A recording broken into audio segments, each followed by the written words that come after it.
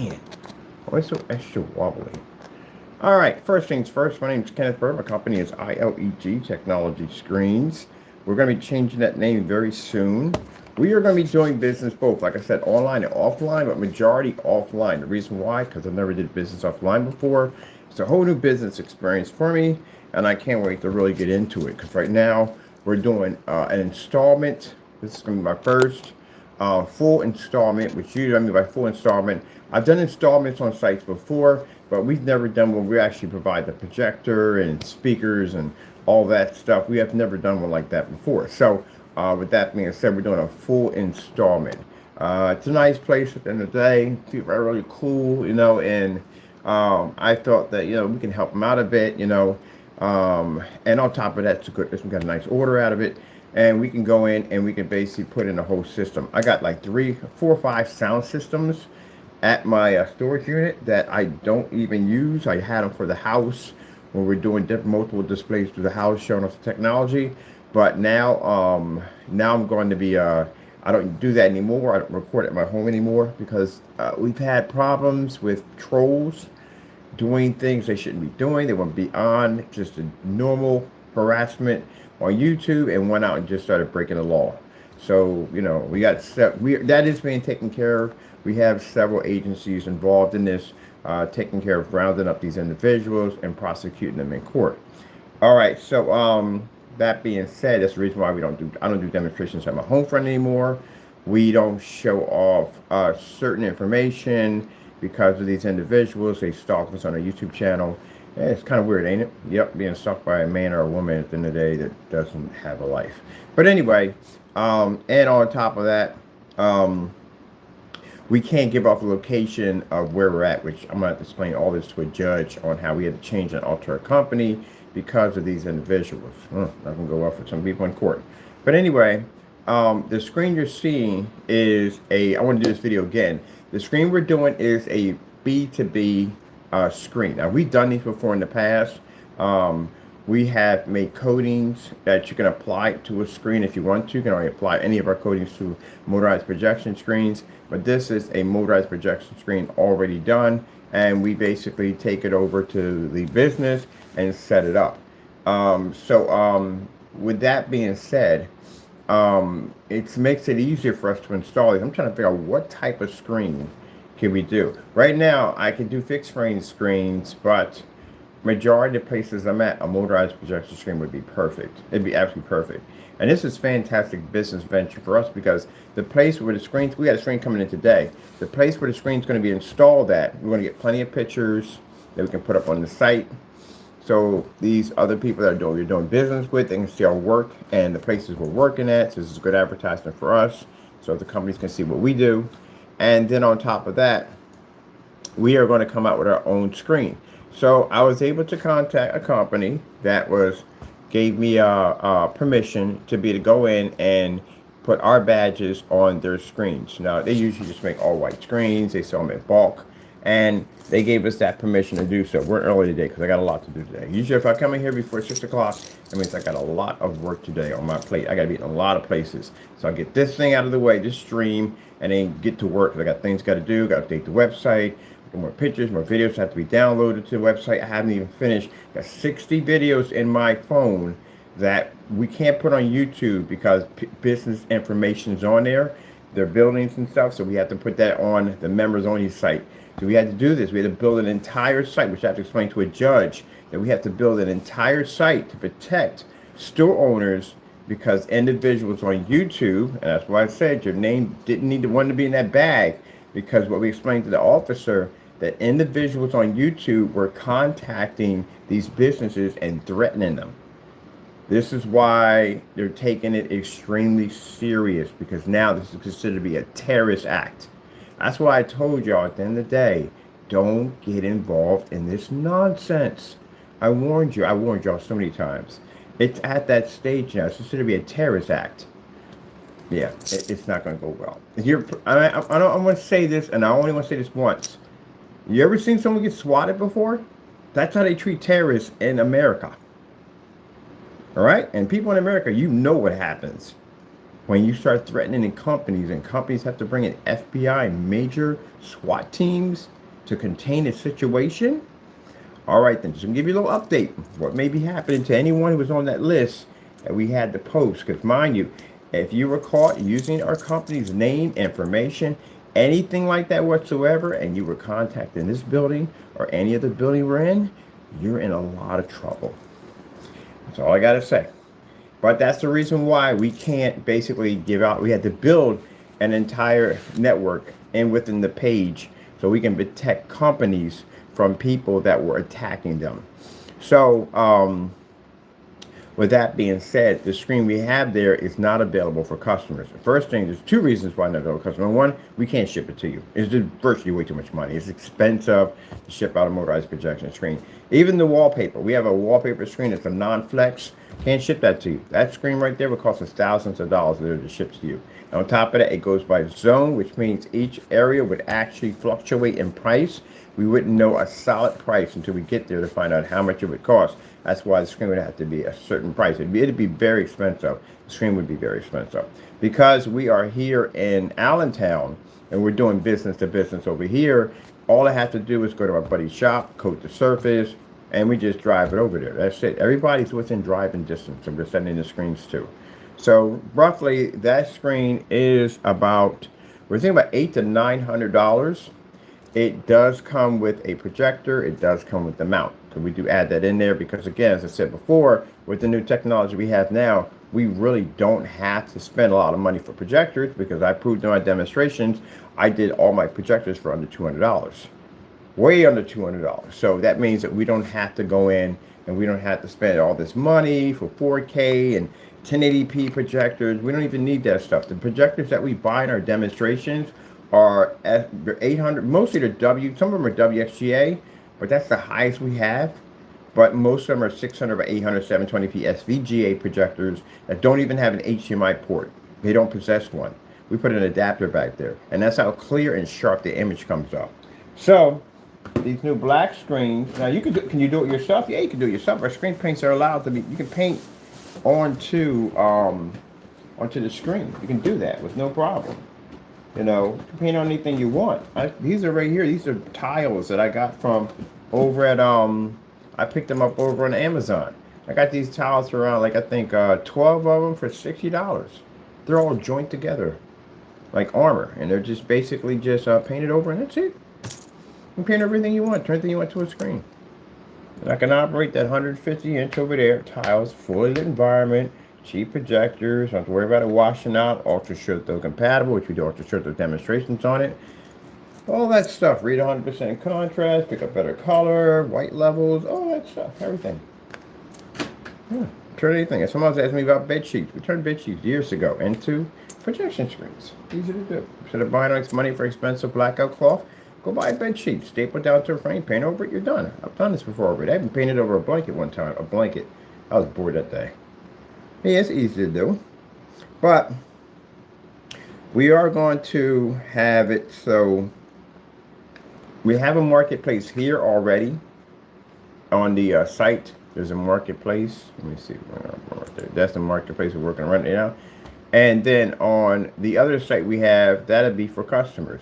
So we just, right now, when the Legendary launches, because that is a theater paint, you'll have it in 1 gallon, because we had people saying, well, look, 32 ounces is not going to be enough. I'm going to need a gallon, because if this thing does ceilings, I'm doing my entire ceiling in my dedicated theater room. Why not? Save the money. You have to spend freaking, what, $10,000, $20,000 for an infinity ceiling? It's just going to show the same star pattern over and over and over again. You can literally have a galactic star fight right on top of your ceiling, or we'll just watch the movie all if you want. But yeah, they're going to be doing their ceilings. So that they want the gallons because they want to be to paint the wall and paint the screen. Can you imagine that? How much money you'll save on that? Because most people go and get a white screen, and you know what that's going to have. It look like in a dedicated theater. That's going to be awful. And then they're going to pay about 10 to 20 grand for a ceiling that displays the same star system every single day. Well, my customers are going to have like 150 inch, because again, they can go as big as they want. It's paint. 150 inch in there and 200 inch what they want. They got 1% contrast, colors all pool. I'm going to show you some pictures of a dedicated theater we built, if you haven't seen that thing yet. The entire room, by the way, was coated in screen paint. That's what's so interesting about the entire place was coated in screen paint, even the ceiling, the walls, everything. But as I said before, they can paint the on wall 150-inch up there, and then they can paint the ceiling. They just saved $10,000 to $20,000. That's what it costs, and it's very easy to do. All you got to do is just take it, stick it inside of a. We're going to show you the stand. We actually did a tutorial how to build stands. The stands are pretty easy to do because the projector sits on top, and there's a little table system in there that keeps your peripherals from pressing against the floor, so it doesn't bend or break off any of your signals. On top of that, it keeps it's built so all the ventilation pushes through with no problem. And we take an Amazon Fire Stick, plug it up in there. That's it. 720p, because you don't need anything. All the projector we use are mostly 720p projector. That's about roughly $34. I found it for 34 bucks. Amazon Fire Stick, about 35. No, you can get it cheaper than that. I got one for like $21. Get one of those, plug it in the back, and then basically just hit your ceiling. That's it. I mean, you want to make sure the projector is short throw. It doesn't work on ultra short throw. It's too close. You can't expand the screen size. It's a bit of a headache trying to adjust that crap. And you can't use long throw because long throw is too far away. So you have to use short throw. The key is short throw projector. That's why we do all those ceilings. But our technology, when it hits the ceiling, you can actually watch an entire star-filled universe without the screen ever becoming tan. That's why you can't use gray screen paints everywhere you want. Can't use it on infinity ceiling. It's impossible. How are you going to get that to work? The actual light that's up there washing out your screen on your wall, you got a screen up there. So we're able to absorb light in the ceiling and in the wall at the same time. So with that being said, and now you have this 150-inch or whatever size you want to your wall, paint 235.1 in, whatever you want. Put a nice beautiful frame around it. Put some curtains around if you want. I like to use that red crushed velvet. And then basically do your ceiling, hook up your projector system, and now you can change out your ceiling to anything you want. Anything you want. You can make it snow, you can make it liquid. I've done screens where I've actually put entire aquarium systems right to the ceiling. Anything you want. It changes at will, the way you want to. Or if you want to lay back and just watch a movie off of which I have, lay back and watch a football game off a ceiling. So yeah, that saves people a ton of money. And then on top of that, the projectors that are needed in the environment, you don't need expensive money. If you get a 1080p, that's a high-grade projector versus 1080p. There, you're not really spending any money to hook the whole thing up. So it's very cheap to do a dedicated theater room when you're not, when the technology that we allow you to have in there doesn't put you in a position where you have to spend the money for an expensive projector just to see the screen. Or basically spend 10 to 20 grand for a bunch of people to come in and rip out your ceiling to put an optic fiber system in there so you can have a bunch of stars that you're pretty much going to see probably if you're lucky, 5 or 6 patterns that you pretty much are not going to really recognize, to tell you the truth, after a while. Yeah, just that. But anyway, yeah, it's a cheaper way of doing things. But it's a more affordable way of doing things. So, getting back to our motorized projection screen, yeah, we're going to have a manual and motorized projection screen. What you're seeing there is actually one of them. They're black. That's our screen right there. I actually have a video that connects to it. And that is one of the screens we painted to convert it to black technology.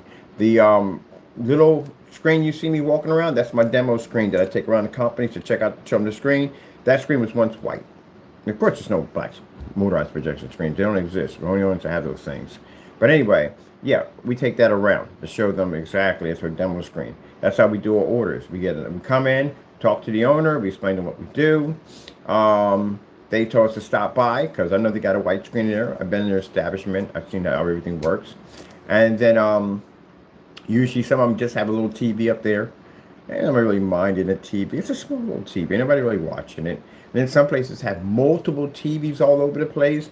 That's just a waste of time. I mean, at the time, I can understand that you didn't know about us, and that's the reason why you have it up there. But it's just a waste of time. You can put in massive screens in there, ultra short through setups, very easy to do. And on top of that, instead of the customers coming and trying to squeeze in and look at these little screens you have in there, you got a 150-inch screen or the entire wall done, which is going to be an advertising piece, but also a bragging piece right at the end of the day. Yeah, we got black wall-to-wall screens in there, projection screens. First things first, people are going to come in to see it because, again, in our area, you don't see black screens. They're unheard of. No one's ever seen one before. And we walk in there and pull this screen out. They're looking, everybody's just looking at it, staring like, the screen's backwards. Like, no, it's not backwards. This is the actual screen. So now in their brain, they're trying to figure out exactly how is this going to work because the screen's black. They've been taught that white screens, not gray screens, because you don't see any gray screens up there. It's mostly all white screens. They've been believe that white screens are the ones that bring out the color and contrast and all that stuff. And they believe in, as a traditional, that the more you spend on the projector, the better the image you're going to get. That's what people go through online too also. They believe that the more you spend on the projector, the better the image you're going to get. They would never go near any of the projectors we buy. The 600 by 800, 720p SVGA projectors, they wouldn't touch that with a 10-foot pole at all, period. But not realizing that a 720p projector is a very powerful machine. The problem is the fact that all these projectors, every single one, even the big ones, they've been downgraded on a white screen. If you watch any promo demonstration, you will notice the screens are white. The only ones who have maybe a high-end screen in there would be big boy companies would have that because they can afford to pay that $5,000, whatever, $10,000, $20,000 for the screen. But majority of screens you will see these things tested on, it's not going to be a black dime, it's not going to be a DMP supernova, it's going to be a white surface is what they're going to test it on. And the sad thing about it is the very screen that they tested on belittle the projector's capabilities. So basically, technically, every demonstration that has been done on a white screen has been a fail to the projector. That's why we can go on a white screen and paint a K, my initial, into the screen, and the only thing that activates is us. So yeah, that's a big, huge picture, isn't it? Yep, and this is the reason why a lot of people got upset with us. Some people got bitter because this would be a threat to their product. Yeah, heck yeah, it's a threat to your product. If you think that's a threat to your product, you know what those whatchamacallits do. The new yeah, I can't think of the name. Imperials do. Imperials is a nasty piece of screen at the end of the day. If you're challenging that screen, you are in a lot of trouble. There's no way to beat that screen. I mean, literally, that's the first time I've ever seen a black screen generate a white level. Literally so high that it basically makes a gray screen go dark. And that's only at 10%. Imagine when they max out at 100% the light they'll be able to generate. I can take a projector, I've done on camera, and drop it down below. This is 32. 32 on a Chrissy is way under factory. Way under factory. We're at the end of factory settings. When we push it all the way down, contrast and white level, contrast and brightness, all the way down past 32, and that screen can still generate. And the projector's on eco mode, by the way, so it's at 2,500 lumens.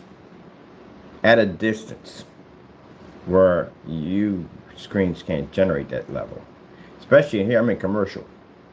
So you definitely can't generate here, period. So when you have a screen that can generate that high of a gain to begin with, literally it's going to have its own gain category. The gain category we have for it is not fitting for it. We literally have to build a gain category for it. It's a different screen. Then on top of that, the colors that come off it, those are 720p machines running off there. Those colors on that machine look gorgeous. Right now, one of the projectors we use on the Apex is basically a Chrissy projector, and the ones we've been using on we go on display is a $16.25 Epson. Another projector that people would never go near, but when they see them, they're like, "What the freak? Like that came out of that?" Like, yeah, that projector's 2,200 lumens. That's it. You're on a 3,000. You got people got 3,000 lumens with an ultra short throw, and you're a foot away from the screen. I'm 8 feet from a screen at 2,200 lumens in a commercial environment on a projector that's way lower than yours. And I can operate like that with no problem. I got a video I'm going to be showing up pretty soon. Shows the owner in the background. It's a full restaurant in there, full restaurant. A lot of people in the background. You hear noises and phones going off in the background. I usually put music over that, but no one's saying anything really important. At the end of the day, I kind of turn around and say, "Hey, look, I may post this, you know. So your guy's cool with this," and everyone's like, "Oh," so they're cool with it. So that means at the end of the day, my screen was seen by a bunch of people that were in a restaurant eating, and guess what? Where's the screen going dark?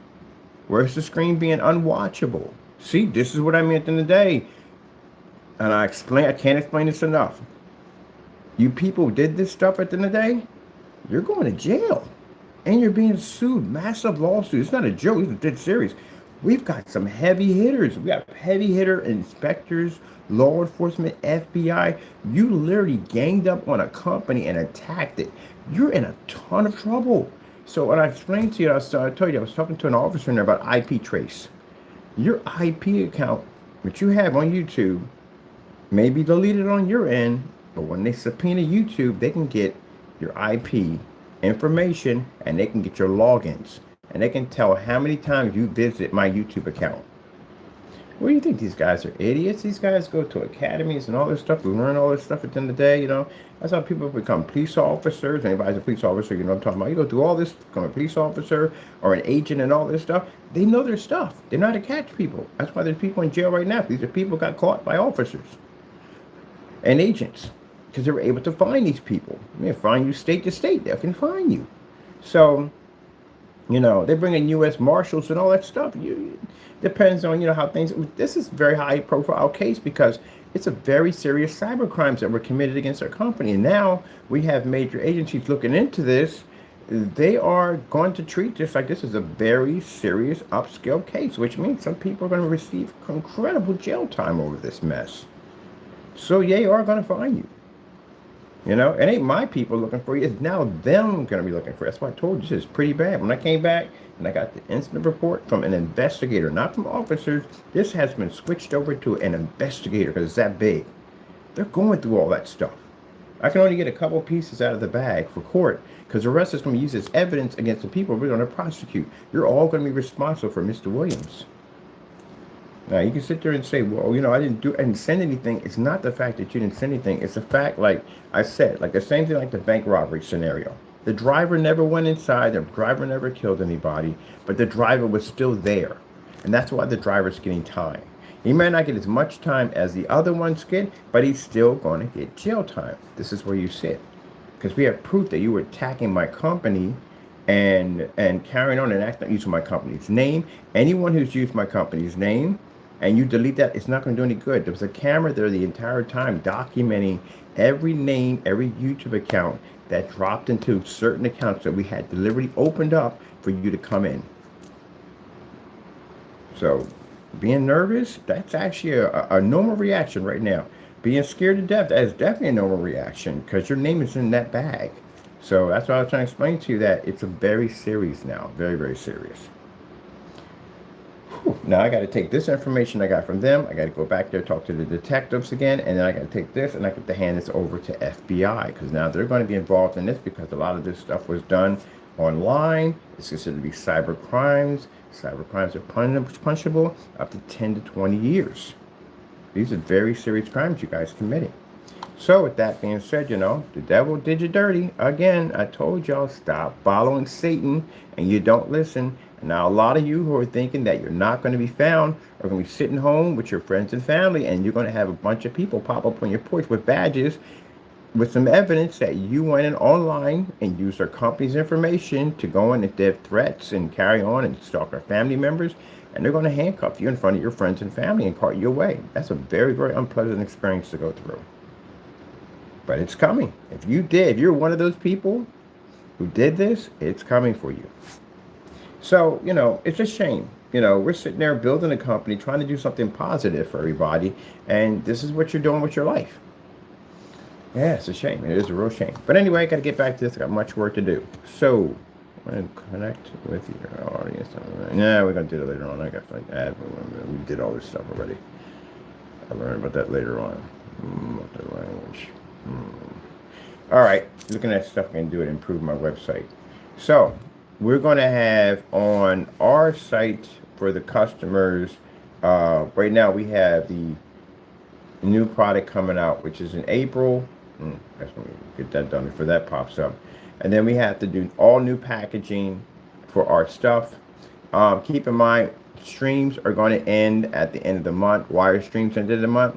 Because we have a new location we're moving. We are blessed to have a new warehouse, an agreement with a fellow who is interested in investing in our technology. He's been through our website. We've got multiple emails from him. He loves what we have, and he wants to incorporate this stuff into his business. And I explained to him that what do you need? He said, we need investors. So what we need actually workplace, a big workplace to work at. He says, well, I have a warehouse, you're willing, you can use it as much as you want, you know what I mean? Consider it yours, you know what I mean? If, we could do a little trade-off here. That's what I love about business. And you're talking about people in business, sometimes it's bartering, you're going back and forth, like, hey, look, we'll allow you to advertise here with your technology, and we can get this product for free. And I'm like, oh, sorry, that's my alarm going off. I got here early. For free, and I'm like, oh yeah, heck, that'll definitely work, because you're in a prime location. That'll be advertisement for us and advertising for you. That'll definitely work. So that is also too, like I said, we do from time to time. And with this guy, he had some prime real estate, which is in a really good area. It allows us to be able to do business on a much higher level. We can bring in equipment. I have a bigger office in there, it's a nice office in there. So it kind of like I can get rid of this and go get my workplace and office at the same time. So God worked everything out. So again, it's the same process as when you guys were contacting my landlord and trying to get me removed out of the building, when you were contacting places I was working at. And mind you, we got all these emails. We have all your emails, all of them, to show the judge and the law enforcement officers that are involved in the investigation. Because, you can understand the scope of this. Because of the open investigation now, any information, anything that they track down online right now, we're tracking down. I got people now tracking down old accounts, your stuff, to build up a case against you. All that is being submitted to them now. So you know that if you're rushing to delete stuff, there's 100% chance you're too late. It's been already probably documented probably months ago. We already have it. So it's too late for you.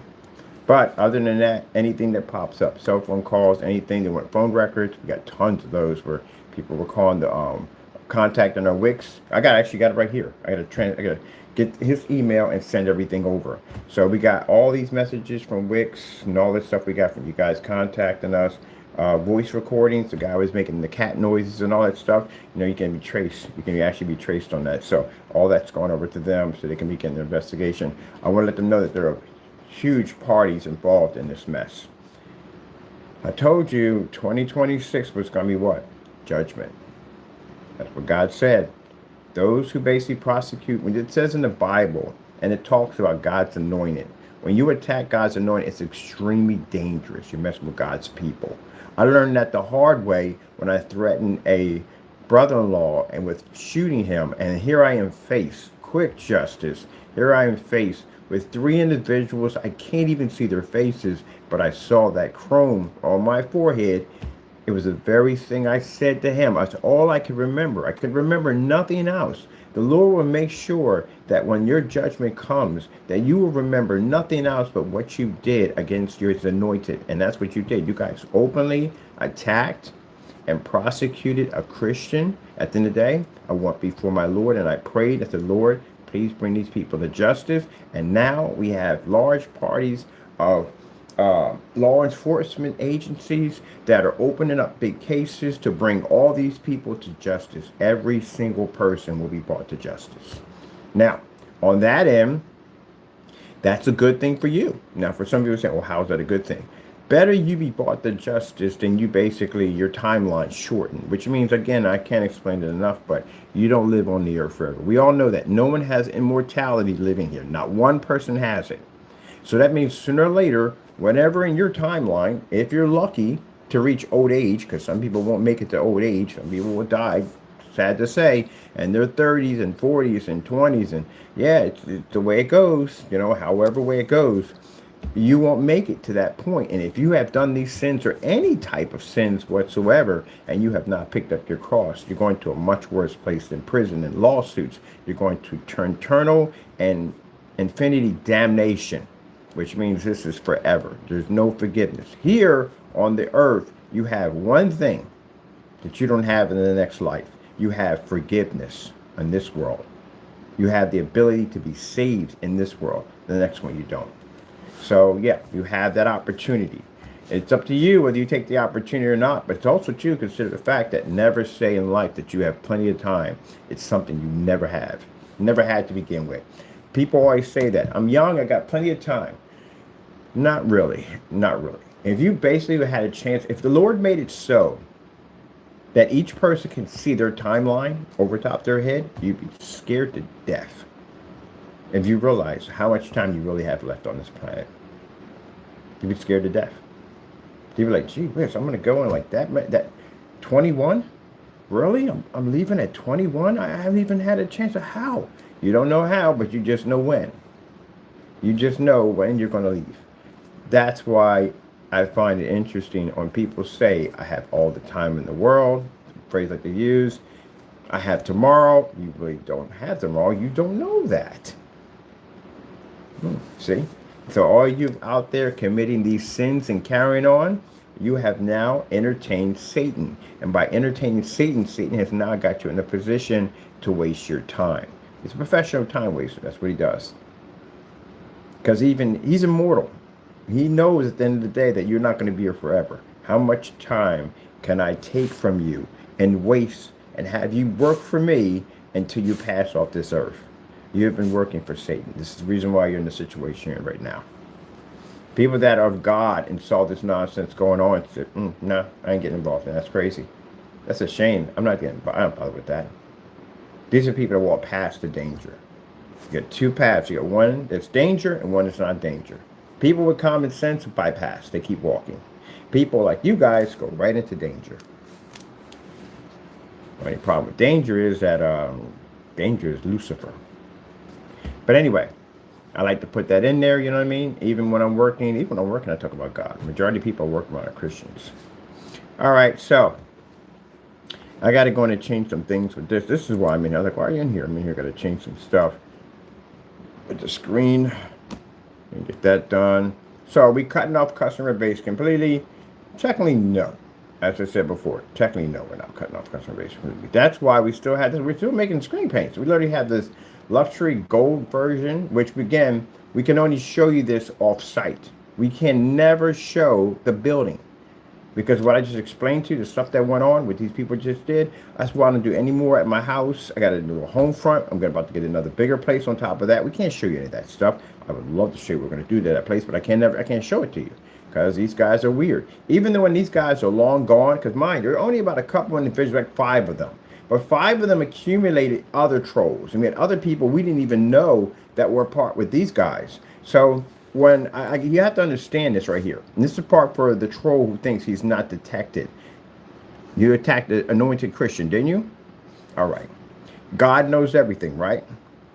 God knows how many hairs you have on your head. He knows when your next heartbeat's about to kick in. When your next breath is about to go. So if he knows all that information, he knows what you did. Now, either, like I said, either you'll pay for it in the next life when you leave this earth, or basically you get prosecuted now and get it over and done with. But even if you become a man of God, right, the Spirit, the Holy Spirit is going to guide you to go confess. Because you can't be with the Lord and basically have this type of sin over you. Even though you get baptized and all your sins are taken away, you still have this sin. You have to confess. The Holy Spirit will have you do so. And you will know it's the right thing to do. And you will do it. So either way, you'll have to face this sin one way or another. But anyway, as I said before, it was just those 5. Just those 5 people that were involved in attacking us. But they involved other people. And those other people around them, now the 5 are done. They're going to be prosecuted. They're going to jail. They're being sued. They are done. But the other people around them feel that they're undetected. No. We have you already. Anyone outside the area of the 5, we have you. Some of you, we have information on you. And that's the information, all this stuff now, because when I went there and I prayed, I said, Lord, we need to have this taken care of because the individual, Williams, is attacking the building. There are individuals attacking the building or attacking people inside the building. They're doing things, they're going out to get me out of the building. That's what they're doing. And because you've been attacking the building, I prayed, I said, Lord, we need help with this. So the Lord said, take the mail, go over to the police station. Now, usually when I go over and take it to the police station, they just don't do anything at all. They just say, well, we got it on file. We'll take care of it. And then nothing gets done. And this is why I got to go back and forth, back and forth, back and forth. The Lord said, take it to the police station. When I walk in there, a man walked up to me and said, what is the problem? I didn't even get a chance to say anything. What is the problem? This is why I said the Lord will make it known that he is God. What's the problem? I said, we have these people attacking the building. Like, they're threatening people in the building, and they're making it rough for people in the building. We need help. And he said, what do you have? I said, well, we have all this mail. It's coming by the guy by the name of Derek Franklin Williams III and another fellow named Jamie Fernando Gonzalez. And we have other people that are involved in the situation. He says, okay, go back, get everything you have, bring it back up to us. We never hear that. I go back, I get all this stuff, I bring it to them. He takes it, he looks through it, he says, wow. He says, all right, we're going to hand this over to detectives. Not make a report and give you an instant report. It went straight to detectives. Now that's when the detectives bring in FBI, they bring in, they contact police in your jurisdiction and say, hey, look, you know, we got a lot of evidence on this person. We need to have them here. That means they get a warrant for your arrest to bring you where we're at right now. So when I went back up there to obtain the package back, because I need it for court for lawsuits, they said, well, we still have it. And another person, this is a person we never gave it to, she spoke of it. And another spoke, which means they all saw that huge packet of mail. They were probably saying, look at this, man. This is crazy. This guy was going through all this. These people were attacking him. Yeah, I told you, everything's in there. So they were looking at the YouTube accounts, all that stuff. So they knew about that packet when we brought in. Everyone knew about that packet when I came in there. The Lord made it know that all these people will know about what you did. He is going to expose you so all can see. So when I came back in again for the instant report, which I need to give to the agent, the federal agent, about the other stuff that's going on, the guy gave me all the information. He said, this is the detective's name, and this is who you're going to reach out to. So we'll be getting his email, and we'll be sending out the rest of the information that we have with our accounts directly to them, so they can open up a huge case and start rounding everybody up for court. We prayed on it. Don't you think my Lord doesn't protect me at the end of the day? You think I serve a God who does not protect me at the end of the day? I told you when I said in 2026 or 2025 when I was in that garage, I said, and you guys laughed about it, I said that my Lord is going to bring every single individual that's involved to justice. Did I not say that? All right. Now watch. All in 2026. You're going to watch YouTube channels disconnect. You're going to watch people going on YouTube. They may pop up on YouTube and say, hey, look, you know, I got a court order. I got to be in court. I'm being sued by this guy. I see a lot of that. I'm facing serious, heavy jail time. You know what I mean? I don't think I can handle this. I mean, I got a family. I got a house to support. I'm not going to be here for them. There you go. That's the consequences of touching anointings. It says in the Bible. Look in the Bible about touching God's people. Let me see. All right. This is going to have to be changed. We got to put our own badges on it. And we literally have to buy our own badges because they gave us permission that we can now dub it our screen. We got a little agreement. We have to write down a little paperwork and all that. So, oh my goodness, I got to do a payment arrangement agreement. So I think I have one of those on file that I can pretty much alter and change to the way I need it. So that's the screen there. Pretty soon, we're going to be able to go in and basically show off. We can't show that part off, but we can take some close shot pictures because I want to keep as much of this out of the shot because, again, you know, we have trolls that have picked up on their activity and now they're doing what they do. That's why I put a fair warning out that when we put this website up, you're going to get a chance to see mug shots of these individuals. You're going to get a chance to see court hearing documents where everything was recorded. It's all public. We can actually post it to the website. You're going to get a chance to see police cam where people are being arrested. That's going to be posted. The reason why all this is posted, not only just for humiliation, but it's posted for the simple fact that to warn people, don't go down this road. If you believe in the back of your mind that your fake YouTube account, and even if you're using a VPN or any of that stuff, you're blocked, they can get through all of that. None of that stuff will help you. You live in the digital era. Nothing will help you here. You can be tracked anywhere on the face of the planet. Your cell phone, especially if Apple phones. Those of Apple phones, you have a tracking device. To a person who's skilled on a PC, you can be tracked anywhere. Now, pretty much anyone with another Apple phone can track you. I've had a friend of mine basically break up with her husband because she caught him cheating. How? Cell phone. To track his location. Their AirPods, people walking around with and GPS tracking devices in them. They did a whole thing on the news. People using to bug other people. They just buy them just to toss in your cars, and they can know where you go at. They can track you. Everything you have is trackable. All those satellites you have sitting up in outer space, floating up there, yeah, this world is just covered in digital, and you can be tracked anywhere on the planet. There are pictures of you, dozens and dozens and thousands of pictures of you. Every time you walk outside your door cam catches your picture. You go to the gas station, catches your picture. Walking to the gas station, catches your picture. Going inside, catches your pictures. Going to the bank, catches your picture. ATM catches your pictures. And the 20,000 buildings you just walked through on a block with them high-power CCMs have face recognition software. I mean, they have clicked your face over 1,000 times before you got from one end to the block. Yeah. When you drive, every single one, every time, everybody knows when you drive, when you go through those lights, they're all police lights. Those are every single one of them. Get time, take a look, and walk over to the lights, look up. You will notice that whatever county you have, whatever police officer, it's on the side of the box. Those cameras are designed to be able to record your car. I remember the first time my brother got hit with one of those. He was doing something he wouldn't be doing. He was racing a car he had, no car, testing it out, and he was blowing through freaking the boulevard with it, and the camera caught him. And he got a ticket with his face and everything. He was like, they got the front of my car, they got my shirt, they got everything. They got my hat. Yeah, he took a picture right inside of his car, license plate, boop, just like that. Blew his mind that a camera can move that fast. But then again, you have, if you study anything about, fighter jets can mock at the what do you call it, breaking the sound barrier. They have cameras on those things that they can fly over an area and they can take tons of information as they're flying over at Mach 5. That camera can click detailed information on an enemy territory and transfer that image and let them know that, hey, this is what's down there. So we have that type of power. Imagine this stuff being incorporated in cameras, that people blow through cameras and you're recorded 24/7. Now they're talking about basically these cameras, these systems now have I think we got them up here, the GPS locators. The GPS locators means if you hit this block here, that means you're documented here. So they know your car was on this block, and your car's on that block, and your car's on that block, your car's on black, It'll track you all the way through. Yep. And now what they have in New York City has the ones that you pay a toll. I can't believe they have those things up there. You pay a toll. So even though if you go to a certain block, the machine collects your license plate and basically you're sent a bill. You're paid a toll just to travel down that street.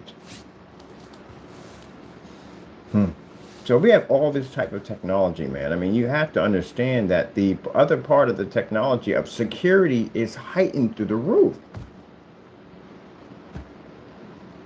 I remember at one point people were terrified to give their kids laptops. You don't want your kids having laptops because there were instances popping up that teachers or anybody else can watch you inside your own home right through your laptop. That's why they started put tape over top of them. So basically, the big brother, big sister thing they talked about many years back when we were kids at the end of the day, they talked about that stuff. It's here. It's here with steroids. So you're recorded roughly when you leave your house 500, this is minimum, 500 to 1,000 times. That's how many times you're recorded. Where your face recognition software goes to, we don't even know. You just document it, that's all. Now what's scary, because now you got that face software, you can take people's faces and add them to stuff. You remember, if anyone remembers, you're a Schwarzenegger fan, you remember the movie Running Man? You remember when he was in the helicopter? And they digitally over his face to make it look like he was the guy who went berserk and shot and killed all these people in the town square, and they prosecuted him. They wanted him because he was a fantastic candidate for the show. The way he was built and structured, he would have been a perfect candidate. But they tried to offer him money, he wouldn't do it. So he said, okay, you offer money, we're just going to frame him. And they put his face where the guy would, matter of fact, it didn't even happen, but they put his face there and made it look like he went and killed all these people in the town and put a fake news report up and all this stuff up. We're in that era right now. Yeah, there you go. Yep.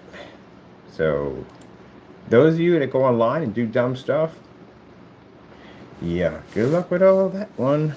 They're crazy at the end of the day. There's nowhere in the world. That's why you notice that I've never did the same thing you guys did.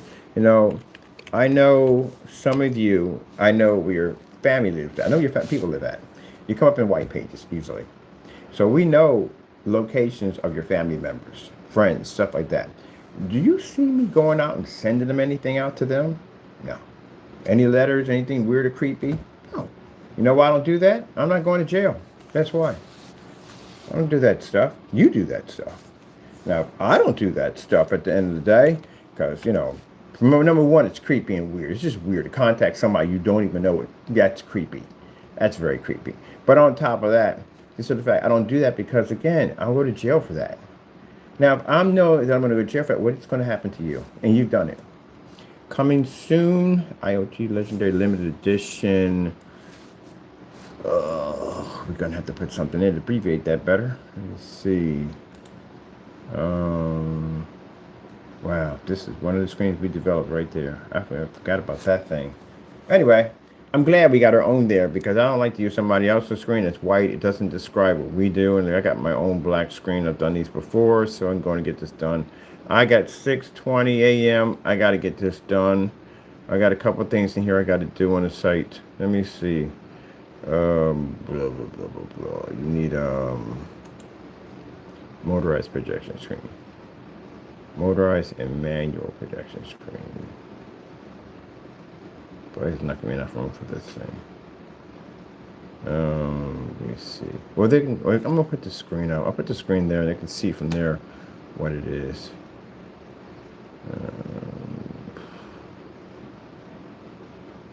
It's going to take up too much room in the menu for it. It just literally, with the whole thing here, it's a mass 100-inch.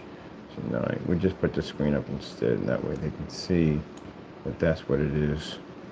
That would give them an understanding what it is. Now, shipping these things, we can't. They're too expensive. I've done this one before. I have literally shipped out a screen. It cost me thousands of dollars. So I know the experience of it all. Too much money. Let me see. We can't. That's why we can't ship them. Local? Oh, that's easy. But at the time, I wasn't doing any local business, so there's just no point of me basically going down that road. Now we do local business, and now we can use them. Oh shoot! I just thought about it. We can do inflatable screens. Well, inflatable screens we can ship out. I shipped out an inflatable screen before. We can do pre-coated inflatable screens. I got a company right now I can do business with on that one. But it has to be a certain size, weight and all that. We have to weigh it because we got scales coming and we can drop the scales. The pity bows, I paid for one of the things. We can drop it on a scale and we can pay how much it's going to cost us. Yeah, because sometimes, man, I'll drop it on there and I get a certain price and I go over there and get a certain price. Let's see. I want to go to... Is that even going to pull? Where's the other site at? It's right there. You got too much stuff going on here. I got to order that bracket right now. Screen's on its way now. That's why we're dealing with this company, because the shipping time is fast, really fast. And that's something I look for. If I'm doing business, I'm going to sign something with a company, I'm going to agree to bulk, to buy from them. The shipping time is everything. And when we made the order last night, the screen is coming in today. I'm like, wow, that is what I'm talking about. Now I can get screens on demand. So the shipping time is immaculate. So that means anyone who orders the screen package up here, we can take it down and install it.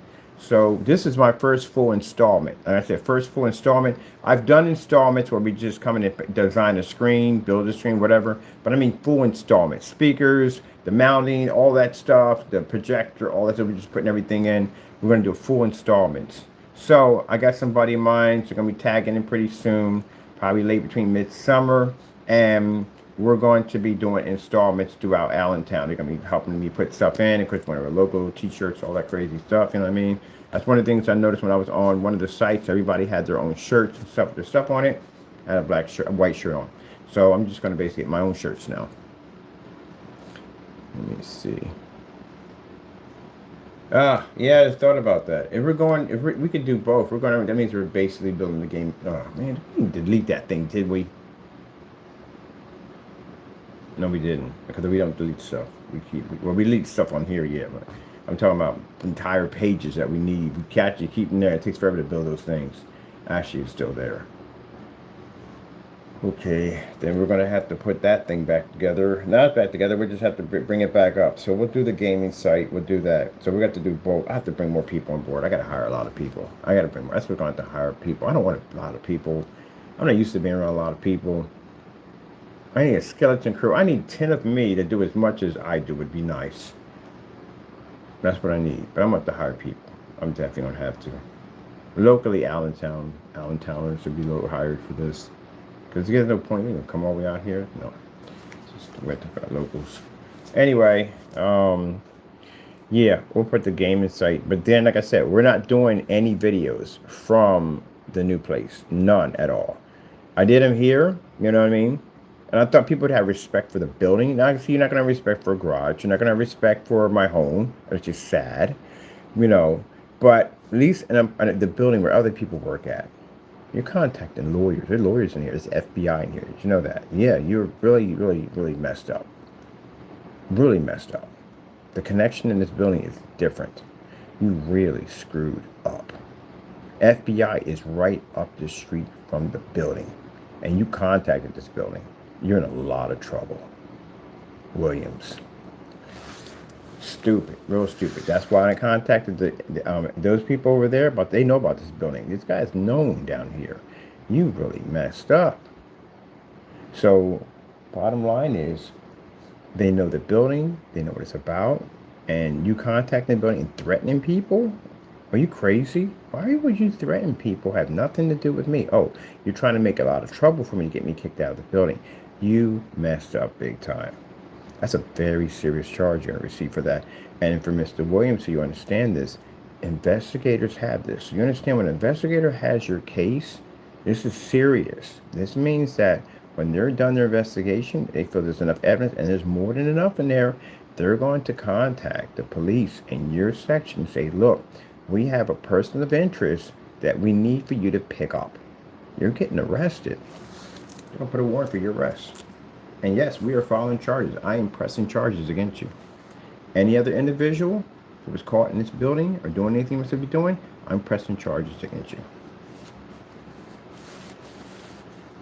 Warned you guys, stop doing dumb stuff. You got plenty of time to think about it. Remember that picture I just posted? That's going to be you pretty soon. That's going to be your world for the next 20 years. Or whatever else more time you get. That's going to be your world. I got to meet with them today. I got to get this email so I can send over more evidence. Told you, stop doing dumb stuff. See, that's the sad thing about people who follow Satan. It's a sad thing. I'll tell you why. The devil's going to tell you to do stuff. And he's going to tell you that no one's going to find you, no one's going to catch you. But what you don't realize is Satan's going to make it possible for you to get caught.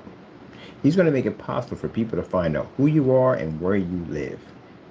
He's going to have you do stuff that's so stupid that you're going to give up information on yourself. Like the confession we got from Fernando about him being undocumented. Again, I said that to several people. One of my friends I know is a Border Patrol agent. And he saw that and he said, wow, he literally confessed. You confessed. You just literally told me that you are undocumented. You told me that you don't even exist in the United States. You told me all your stuff is in another person's name. That is a full subscription as a person who's undocumented. And now, as you say, you can't be found.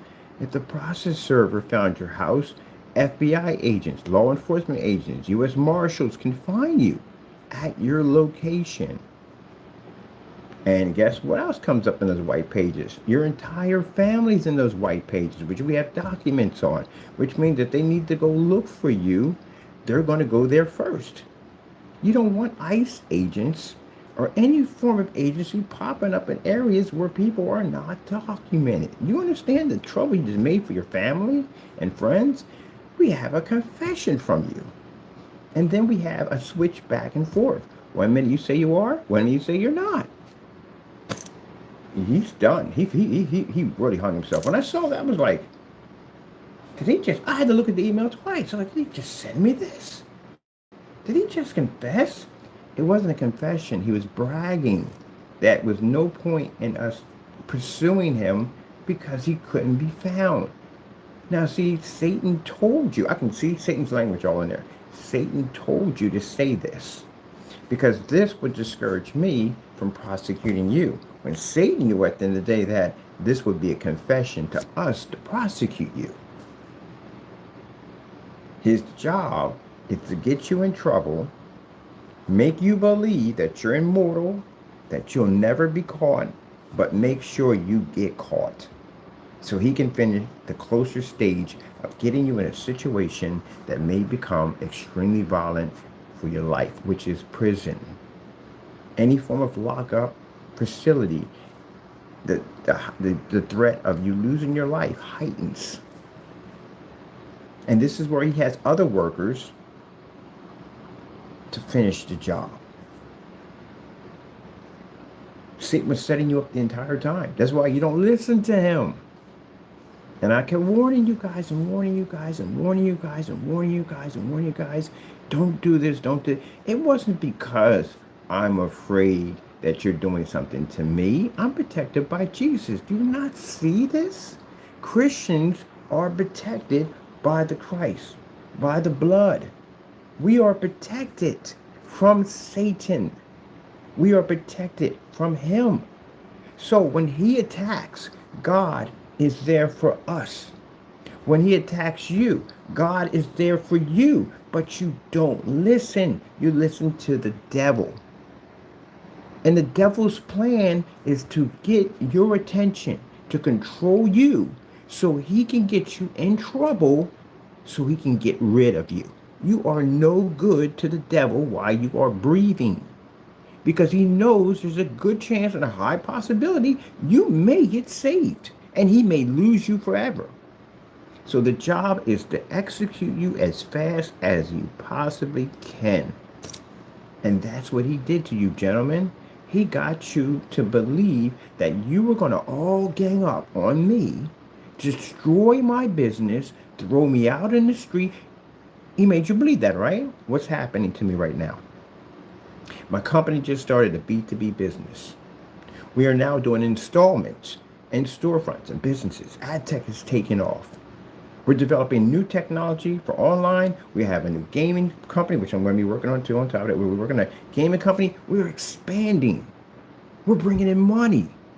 We're expanding to new levels, new technology. Did you stop anything, any of my blessings that my Lord gave to me? Not one.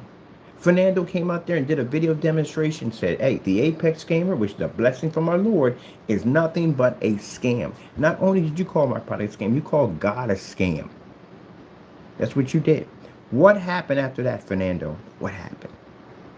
My technology ended up showing demonstrations in multiple locations. Bright, beautiful images, the same images we show in the office, same images outside the office. Where people are just walking around the screen and seeing the technology. So how is it possible that in your environment, the screen came up dark and unwatchable, but we're out in the open, everybody's seeing it, which we'll see in court. But I doubt he's going to make it to law. He's going to make it to lawsuit because of the situation of the letter. So what did you accomplish? The sad thing about this whole situation, and sorry to go off topic here, people, I do apologize, but the sad thing about the situation, you guys are going to jail and you have accomplished nothing.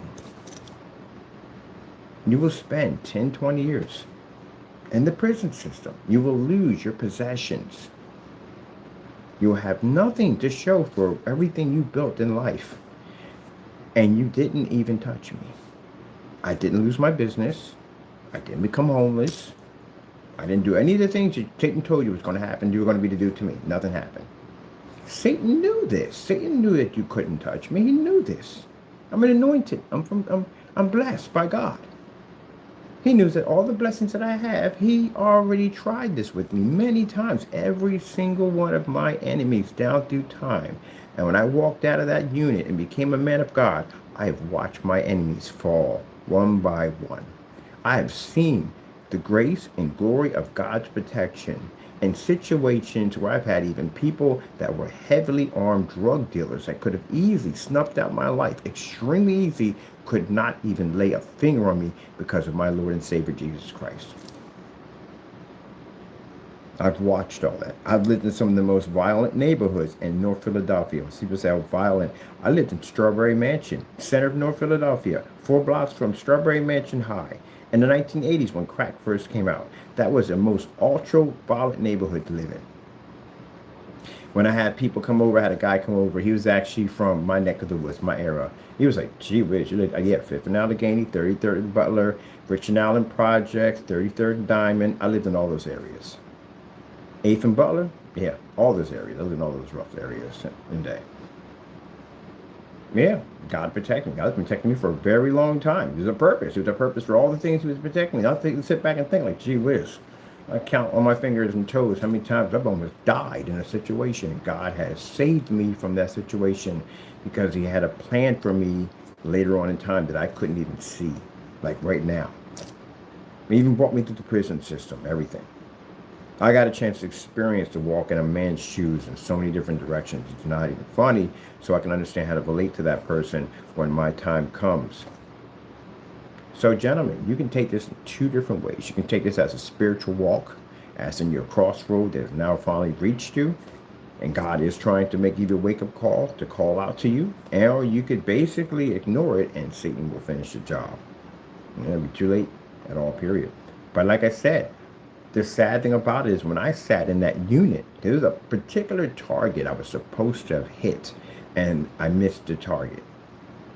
I got arrested in the process. It was meant to happen. It was meant for me to never hit that target. And I never killed anybody. Just basic intimidation stuff.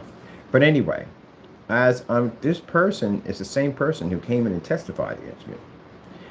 And as I sat there in that unit, I thought to myself, man, I'm going to be going down for them jacked up stuff. But most of all, I couldn't touch this person.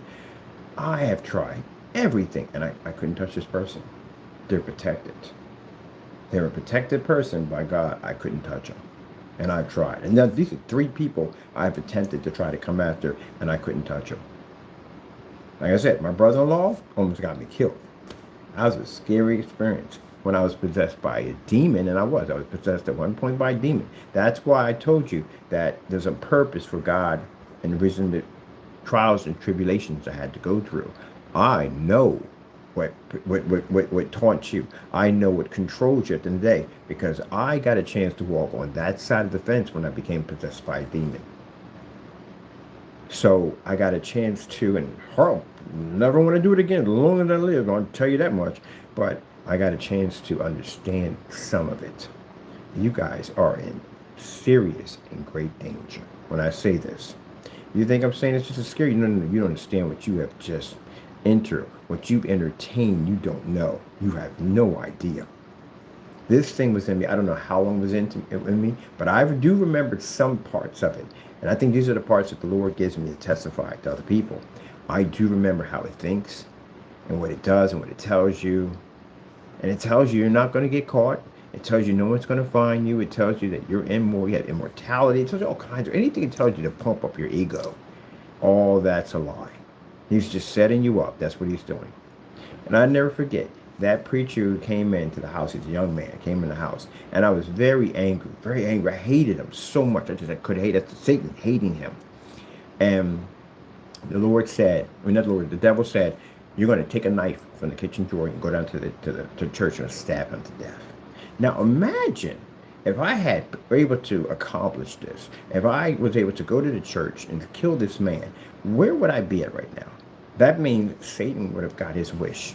I'd have gone to jail, most likely probably been killed in there, and, he'd have got his wish. He'd have got me at the end of the day. Now that man I would have stabbed to death, he'd going to heaven. I would be going to hell. Because chances are I'd probably be killed in that place at the end of the day. So when I got in there, and boy, I'm telling you, the anger of walking in that church, I didn't like anyone in there. I wanted everyone in that church gone. That's Satan in you. Upset, angry, bitter. They can feel his hatred. And as I sat down in that seat, I was waiting for my time to pounce on this man. It didn't make a difference how many people were around me. Satan had me locked in on this individual. And when he walked past me and he looked down and he smiled, he knew what he was looking back at him. Because I had just to say a little bit off topic here, in an elevator incident, my mother vouched for this. My eyes changed colors right in front of him. And Satan's real. Very, very, very, very, very, very real. And that's what, again, you entertained it. So my eyes changed colors. They went from eyes that are brown, a dark brown, to a cold blue. Can you imagine seeing someone's eyes change like that and change back and they smile at you? Yeah, I know things that you don't know. So my body froze. I couldn't move. My legs couldn't move. My arms couldn't move. Nothing could move. I was paralyzed from the neck down. I was scared to death. Now my mind's racing 100 miles an hour. What's going on here? Devil's not even there anymore. Devil's gone. Of course he's gone. God's there. God froze me. I couldn't move at all. And I was scared to death. Like, what is going on? I couldn't even speak. Nothing. Frozen. And when he smiled at me, he walked past me, because he knew he was protected by Jesus. He knew what I was. The Lord released me. I got out of that church and ran as fast as I could back to my house. Ran up to the top floor. The top floor was always dark. I never had lights on up there. It was always dark up there. Because I enjoy darkness. I enjoy the graveyards. I love the graveyards. And that's why I said be careful about walking through graveyards at night. You'd be surprised what's in there. But anyway, God got me through all that. All that I had to go through. All that. I went through a lot in my trials and tribulations to become a Christian. A whole lot. To learn everything I need to know about the enemy. And that's what the Lord was doing me. Why would the Lord allow me to be possessed? Because he wanted to teach me about the enemy. He protected me the entire time while it was in me. He didn't allow it to have control to do what it wanted to do, to destroy me. But he gave me the knowledge to understand my enemy. That's the things I took away from all of this. I learned seeing demons for 2 months straight, to understand that this is what you're following. This is what's trying to kill you. Showing me my enemy right up close so I can see him. He's not camouflage anymore. I can see you. And I see that demon, those devils in you guys. I see it. And I see the outcome of it all. If you don't get it together, Satan's going to take you. Now, the sad thing about it is, there are people that will hear this and laugh about this. That's a shame. Because I know it's coming for you. And there are other people that will hear this and repent and fall on their knees and ask God for forgiveness. Hopefully, you fall to your knees. I feel sorry for Fernando, because Fernando, but then again, you say, yeah, it's messed up. He messed up so badly on that. I want to use the term where I told you about. There was a guy in Delaware when I was young. You know, he's older than me, and he was always in trouble. Every time we turned around, police were always at his door. Police was always at his door. Always in trouble, always in trouble, And all the older people would say, man, that kid at the end of the day, going to go to jail or someone's going to kill him. He just seemed like he was going down that path. He really did. Until one time when I came back to go visit, I found he's a minister. I'm like, wait a minute. What? He's a minister? Wait, when did all this happen? He became a minister. So whatever happened in his life, whatever God-changing experience that he went through, because sometimes you got to go through a lot. Sometimes you got to take the hard road, and you got to go through a lot for God to be able to change you. Some people are stubborn-minded. God's goal is to try to save you. Sometimes you have to take the hard road. And apparently he probably had to take an extremely hard road because, man, he's a minister. Yep. So anybody can be changed. Even Fernando. Fernando can be changed. Fernando and David can be. Imagine Fernando became a minister. Man of God. But the thing about that is I can't use that theory. I can't use that theory because Jamie did something he shouldn't have did. And I gotta go and talk to somebody about this because I'm gonna show them the video. I want them to see what I saw. Because I don't like to say things without, I pray and ask the Lord what to say and how to say it. But this is a very, very, very, very, very, very, very serious topic. He could have very well condemned himself. See, it's a shame when people think that you see Jamie smiling and all that stuff he does on camera. That's a shame because you can see the devil in him. You can see it. You can see it. That smile grin, you can see the devil. And the thing about it is, when he went out and he did that whole It's Raining Men, the woman Dinah Summers who did that song, she committed blasphemy against God. Because again, that is the highest praise that you can ever give God, the highest praise. And when you take that praise and you add curse words to it, and you put it in songs, you involve it with sex and stuff like that, you committed blasphemy, which means you forget an unforgivable sin. When you see people in the church praising God and they're doing the Holy Ghost, they get the Holy Ghost in them, and they're doing that dance, putting their hands in there, praising Jesus, and you take that and you put rap music behind it, you committed that sin, which means that you can't become saved. You cannot seek the kingdom of God. The devil knows this now. Yep. And what I saw in the video, yeah, he looks like he committed blasphemy. And if that's the case, that he can't be saved. I'm telling you something. You can inherit all the money in the world. And people say, yeah, but here's the thing, man. When your time comes, you don't have immortality. You can be the richest man in the world, but you don't have immortality. You can own tons of cars and boats and banking accounts full of money, but you don't have immortality. Which means when the time comes, everything that you work for is going to be left here. The living will enjoy your stuff, not you. You'll be going to a different place. And in the place where you're going, you need that salvation. You need to be on God's side. You need to make it to heaven. You have to make it to heaven. Because if you don't, the consequences are extremely great if you fail this. Now imagine if you've already failed this before you can even start. It's very important that you achieve this. And when people say, well, why do you come in and why do you talk about this in your videos? Because I need to. I have to tell you, I'm warning you. You have no idea what's coming to you. You have no idea. If you're a person that's unsaved and you're living in this world, you have no idea what's watching you. You don't know the type of enemy that's watching you. I had the, not saying opportunity, I wouldn't call it an opportunity, because, yeah, it was pretty messed up what I went through. But God gave me the ability, I had the knowledge and understanding what God gave me of what it is. I didn't even come close to breaching what that thing was, and it was terrifying. I didn't feel scared because it was in me. Other people around me were terrified because of what they saw. You have no idea what you are dealing with when you basically entertain the devil. No idea the type of enemy you have invited. Keep in mind, if you have entertained this thing, entertained it, you have welcomed it into your home, around your friends, around your family, around your kids, around your babies. It doesn't have a, well, I can't go in there, because it goes where it wants to go as long as God allows it to go. If the Lord says, nope, you're not entering this house, Satan can't get in your house. You're not going to be in there. Ain't going to happen. I put it this way for people to understand. You can't see them. I've seen them for 2 months. I've seen them from time to time. I bump into them from time to time. They don't recognize me. They walk past, but I see them from time to time. But when you are in your house, these demons are walking up and down the street. Now, there are angels out there. There are plenty of angels, lots of angels out there, lots of them. But those angels are sitting at houses, at people at the end of the day that serve God.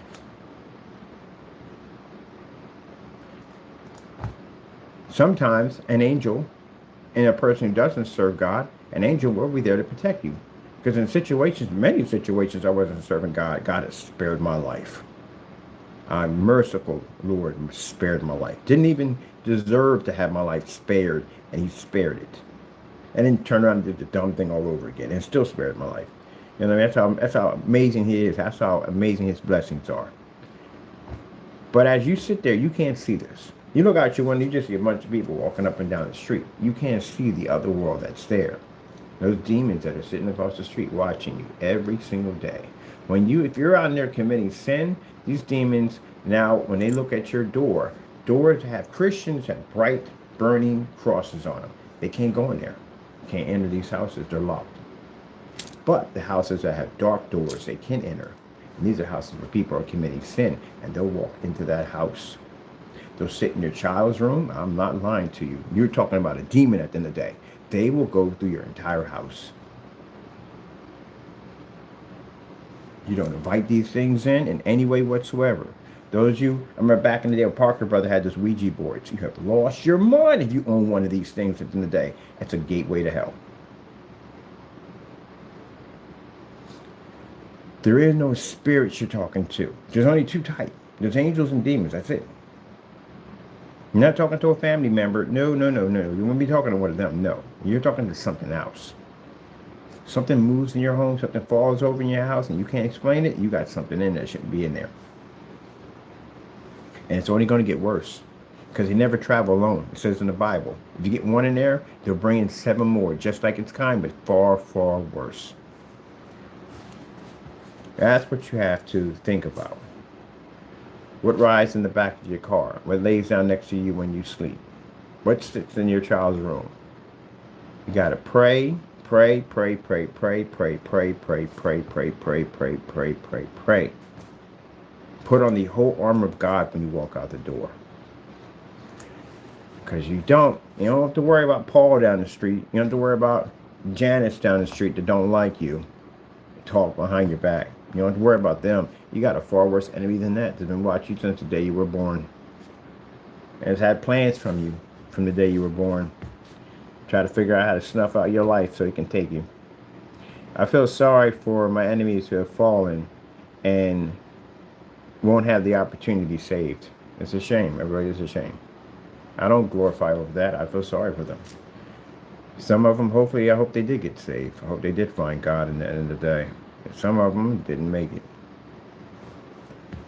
And you guys, at the end of the day, you're on that path. You're on that path. And you're going to find it's funny. You will. Because Satan's going to tell you, at the end of the day, that everything I say in my mouth is just nonsense. Of course he's going to tell you that. He don't want you to know that what I'm telling you could save your life. Now, I still got to go through what I got to go through. I got to prosecute you. You attack my friends and family. This still has to be done. It's part of the judgment. I got to do all this. Unfortunately, I wish it could have been done differently. I wish you guys would have contacted me and had a little talk with me at the end of the day. Say, hey, this guy just spread rumors about you. Let me see where your head's at. I'd have sat there and said, look, this is the problem I'm having with it, so and so. So I would have showed you the evidence. The same evidence we're using to prosecute them in court. The same evidence we're using to prosecute you in court. Because you believe that nonsense. And again, whoever's in the dark comes out in the light. The person that came out there and persuaded you that we were scammers, he turned out to be the scammer. The person that told you at the end of the day that, he's a good model citizen, turned out to be something completely different. This is the same person who you guys bought paint from, who said that his honest opinion and lied on his bed, claiming he moved, he never left. The same person who said he has high quality product screen paints sat there and matched screen paints in 2 different occasions on camera. The same person who says that he is not a thief and can be trusted literally ran a 3D printing business out of his apartment, stealing licensed items that belong to companies. Outed himself in multiple levels. That's the person you followed. So, there you go. See, the thing about those devils at the end of the day is that they'll get one person. And if they get a good lock on that person, they'll get that person to bring other people in. And then they'll lock on you. And then you'll go out and you get other people to bring in. And then they'll lock on them. They fish all day long. So Jamie was a major piece of bait, and they used you to bring you in, lock you in, and to get the rest of you in. Now, you can get out of that. You can get out of that by basically praying. You don't have to go to church for that. You get on your knees and you pray to the Lord and ask him for forgiveness. You're still going to have to go through this crossroad. You're still going to go through it. But at least I'd rather go through this crossroad with God than go through with the devil. And I've done that one already. I can tell you, it's better to go through with Jesus than go through with Satan. 8.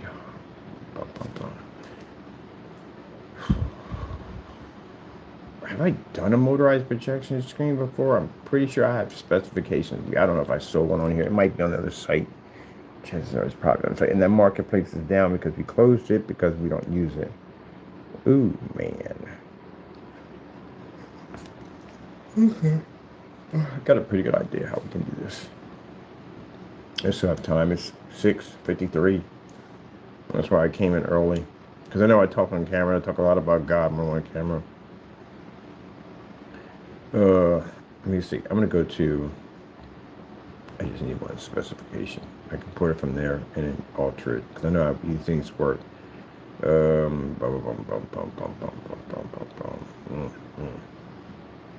All right, just put down the basic in there. But it'd be so fast if we do it that way. It'd be easier and quicker. It'll just take forever. Did I put a specification sheet somewhere on here? Let's see. I know I put one here on my other account. There's the screen right there. We're showing up on the other accounts. That's me at the location right there, doing some more demonstrations for the company. Showing off the Epson projector. I had to be there for a couple of video shoots. I had to test out the Fire Stick. He just got a Fire Stick. He's not into technology, so I had to help him out with a few things. So help him get his Fire Stick up and going. Oh man, the setup we're going to do in it is going to be great. I cannot wait. I got a soundbar system for him too. We can have some of the mount all in the soundbar and all that stuff. But he saw that. He wants this for tabletops. We want to put a gaming tabletop in there for kids. So we're going to start working on a tabletop in there for him too also. Let me see. Find one of these.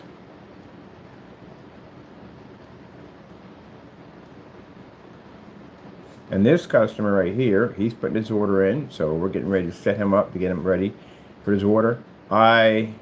Yeah, because his screen, it's a shame. That's a beautiful projector. He's got a really nice projector. And I talk to him from time to time back and forth. But yeah, he has a very, very nice machine. It's a shame he should be getting way better than that for that machine.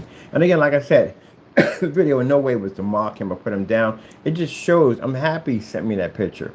I'm happy he sent me that picture. I'm going to send you free LED lights, buddy, because that was a good picture you sent me.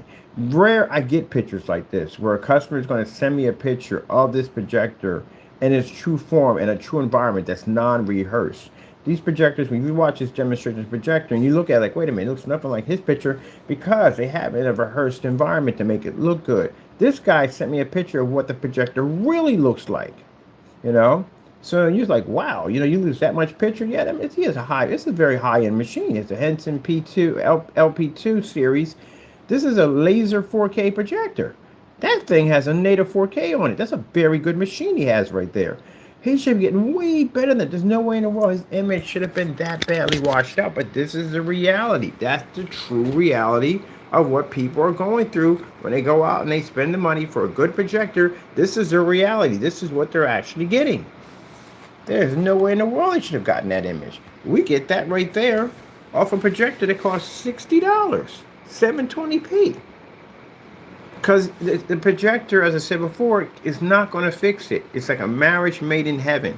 You have to have a good screen to go with the projector. It can't be unequally yoked. Here, he's got an amazing piece of equipment here. Only problem is the screen is not working with the projector. It's not giving what the projector is producing. It's not the projector's fault. The projector doesn't need to be calibrated. None of that. At all, period. The first minute you hear somebody say we got to calibrate a projector, walk out of the room. Because they just told you right there that their screen doesn't work. Over here, again, $60 projector. An NEC UM 361X. That's it. 60 bucks. 720p projector. And we can read this because of the screen. So, for the customer, when he puts this technology on his screen using that type of projector, that thing is going to look amazing. There you go. But that also, when we use those projectors, we didn't go out and buy the most expensive machine at the end of the day to prove our stuff. No. We bought the most cheapest machine because, again, if you're selling a product and you want to sell this to a customer and the customer doesn't have a projector yet, what kind of projector can you tell your customer to buy without them breaking the bank? So if you're going to say, hey, my product costs 60 bucks, but yet you got to spend $1,500, you got to spend $1,000, you got to spend $3,000, you got to spend whatever he just spent for his, that's pretty much what you're going to spend. My customers come out and they spend $200-300 for our product, and our projector costs them under $200. So even with our screen pay price and what they'll pay for their projector is far more affordable, far more cheaper than what you have with a gray screen and a high-powered projector. We're still under the budget. We got enough money left over to go, because we don't need to buy expensive projector now. We got enough money to go out and buy movie chairs, a popcorn machine, whatever the freak we want. That's a massive difference between $3,500 for a projector. Not him, to my Fernando spent $3,500 for a projector on the Cinemax saying you're saving money because where am I saving money at? That thing can't read. It can't even read the 4K projector. 4K projectors don't work on gray screens. Did I not lie about that? I told you they don't work on gray screens. They don't read on them. The guy, a customer right here, has a 4K projector. It doesn't read on them. Especially the ultra short, those don't read on them. Now, if they went in and on his video, if Jamie went in and darkened the environment, closed out that window and darkened it a little bit in there, then he can make it look like possibly it reads. But that customer has that thing running in an environment that's fully lit, as it should be in, because it's supposed to be a projector that acts like a TV. His picture is a perfect example. He sent me a perfect example image of what I've been explaining for years. Thank you, customer, for that. On top of that, like I said, we're going to hook you up with some LED lights and some cool stuff. But as I said before, he's a perfect example of what I've been telling you at the end of the day, that no matter what you pay for your projector, if you don't have a proper screen, the projector, the whole setup doesn't work. It's out the window.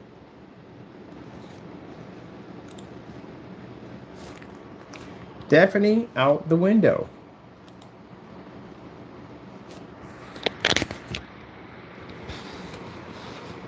So when he was doing the demonstrations, Jamie's environment was super dark in that environment. It's a projector with a 2:1 contrast, and again, as I showed you, it couldn't even read the LG logo. So it proves my theory when I say that you can spend all this money for a projector and you think it's going to work and going to look great on your screen because you have all this power in your projector, when technically it can't read, it can't produce.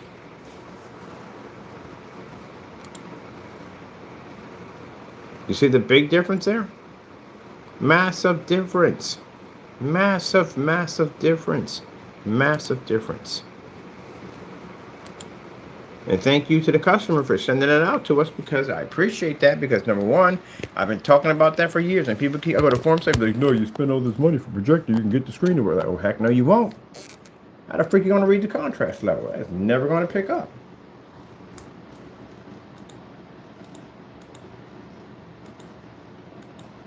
Just not going to work. And if somebody get a lie and tell you that gray screens are going to, you're working, yeah, no, stop lying, please. You can't read a contrast level on that. Now, see, this is what we do. See that? That's my whatchamacallit screen. This is my demo screen that I bring to companies, and I walk into their establishment. We show them that we can get your stuff to run just like a TV, because they got white screens in there.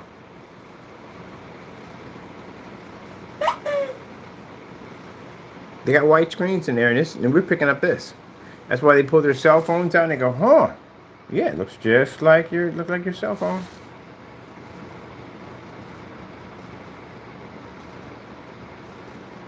See me pull my cell phone out? And that's the projector reason. Epson Powerlight F6, $16.25. See? Just like it.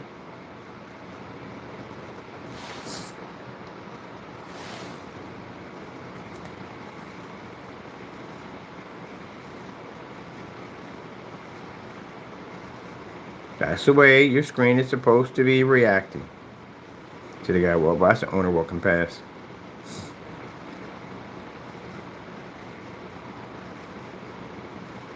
Now see the reflection in the water on the phone? See the reflection here?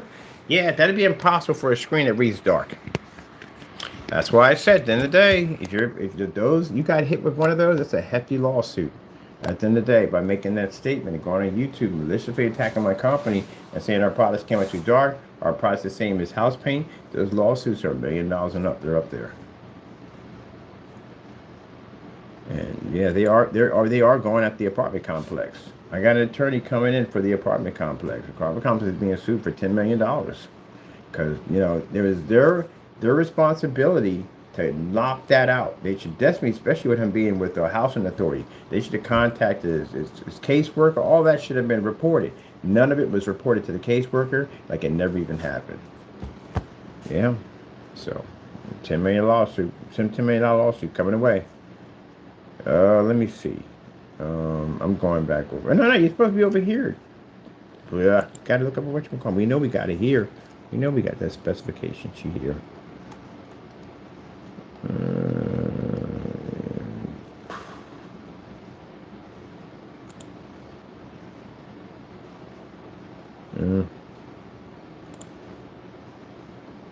See more. Let's explain something else. That's the Apex, by the way. And they're doing transformers. And so we're testing out the Fire Stick to get his Fire Stick to run. So I had to go in there, back in there again, and then set up and show him how to get the Fire Stick to run. Because pretty soon our projection screen is going to be here. And then once we get that here, I got to take and get a lift and take it to my buddy's shop. And we're going to coat it over there. And once we coat it, get that to dry. I sit around there and chill and talk with him for a little bit. And he works on cars on the other end, so I'll probably be over there watch him work on something. And then once it dries and everything, we put it back in the box, seal it up, and take it over there and and set the screen up. I got a projector already coming in for it, and we got to order the mount and all that stuff. And we're good to go. And right now, I got to bring up he's doing a payment arrangement. So I'm breaking it down in payments for him. We do payment arrangements. Well, we do them mostly offline because offline is easier. Online, the payment arrangement, person doesn't pay up, then, we got to take this thing to court and all that stuff. And then on top of that, it's better if you're local. If you're local, it's easier to deal with. But we usually don't have that problem with companies. So, they usually pay up because we don't have that problem. Nobody wants to go to court and mess up their company, especially something you worked hard to build, Now, PayPal is some kind of thing. They work with payment arrangements. I got to look into that and see how that works. They do it. They do the payment arrangements, whatever. I guess they pay us all our money, and then you do a payment arrangement through them. Oh, yes, how they do it. Yeah, they pay us all our money. So we may be running payment arrangements onto the website. Because, that helps you out and makes things a lot easier for you to buy the product. Not a problem. We've never used it before, but we're probably going to need it. Because especially if we bring out an Imperial 100-inch screen for the customers, you may definitely want to do payment arrangements. That screen is $1,600.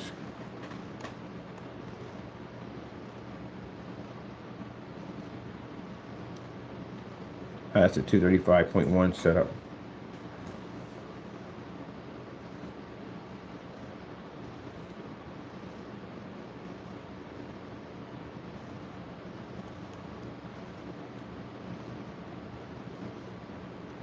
Dual screen setups.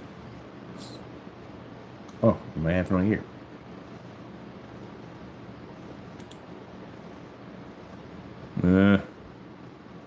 No, this would not be it. All right, just go do it right here. Most likely, I don't know.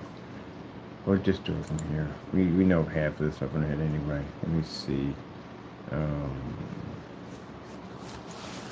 me see.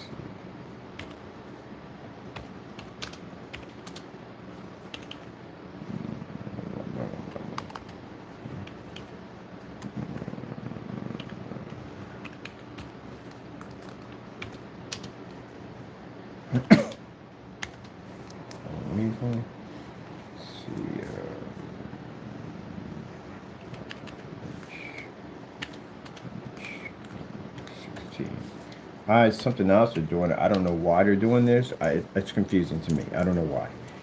Companies are now doing 120 inches at 1.1. Why are you using a 1.1 aspect ratio? I don't know why they're doing it. I just tracked down like 8 or 9 screens at 120 inches, especially on eBay, that have a 1.1 aspect ratio.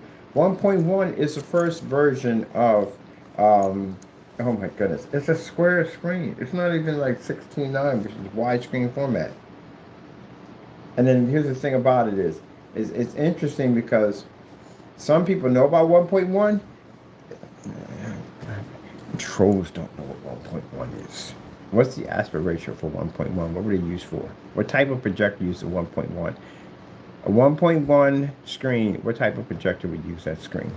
If I had a thing on here, I bet you very few people. Put it in the comment section. What does a 1.1? What type of projector runs a 1? Oh, you can Google and figure that out. But a 1.1 uses 35 millimeter. That's what 1.1's use. That's before 4.3. That's way, way back there. I have no idea why you would have a 1.1 on a 120-inch screen. You know the shape of your screen's going to be? It's going to be long. It's going to be a long, square screen at 1.1. They were designed for 35 millimeter film. That's what they were designed for. Yeah, 4.3 you have that on your projector. How the frick you gonna have 1.1 aspect ratio on a projector? It doesn't exist on a projector. That's for 35 millimeter film. That's the dumbest thing I ever saw in my entire life. You think I'm joking? I got to admit on this. It takes me about a second to do these things. I couldn't believe I was looking at that. Like, how is that possible? Who the frick is using 1.1? Let me see. eBay had them. eBay had those. There's 1.1s.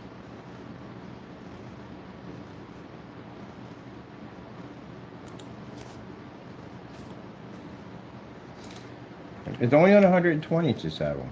For some reason, I don't know why. So basically, I don't know, I guess a new way of this, grifting, whatever you want to call it.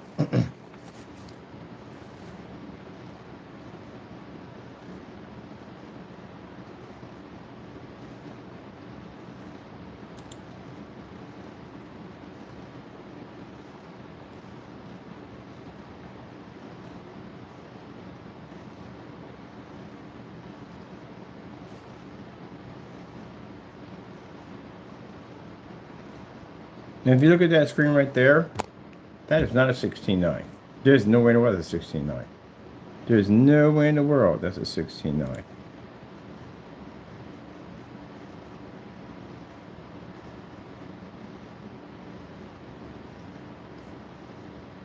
See if it says what the aspect ratio is on the thing it's going to be. Yeah, round is definitely the word for it. Definitely the word for it. Because that is not the... Wait for a minute. Let me see.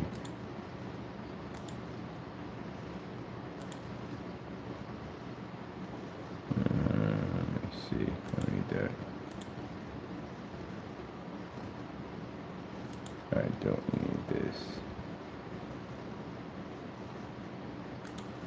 Could have used the 4.3 what I needed when I built the other screen. That'd have been nice. When I did the retro screen, would have been nice. Let me see for a minute.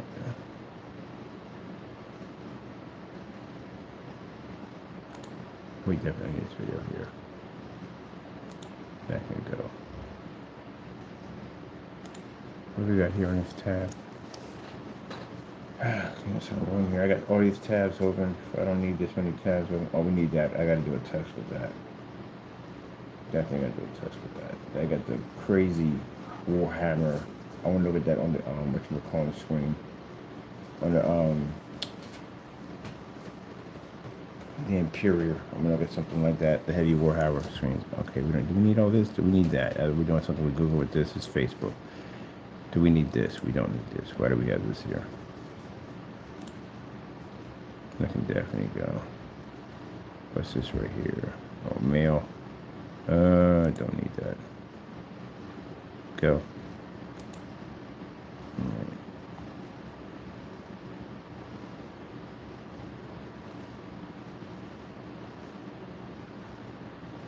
Okay, I'll come back to that later. Let me see. We already got that picture, so we're good. We don't need that. That's already done and finished. That's done. Mr. Bean, that's him watching cartoons. Usually on the PC, wherever over on cartoons. He watches cartoons all day. Let me see. Now, I gotta grab that. I'll go grab that today. Let me see. I think they have more in here. 120 inch. 120 inch.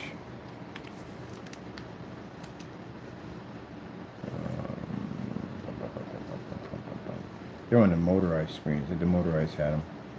Yeah, because the fixed frames don't have them. They're coming up on the motorized projection screens. Let's see. Motorized projection screens are having these. Because the fixed frames, they're not popping up on the fixed frames. They're popping up on the motorized projection screens that have it. 4.3. 4.3. 4.3. Those are all 4.3s.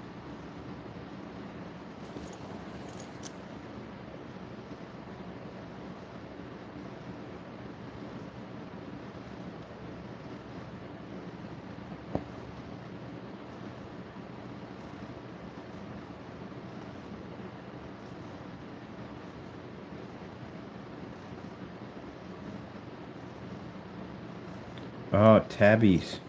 Tabbies. That's not bad price for $759 for 120 inch. That's actually extremely good. Very good for 100. These things are pretty much a couple grand for that type of screen. That's actually really, really good right there. I paid $650 for the black one I had for 120. That was actually pretty good.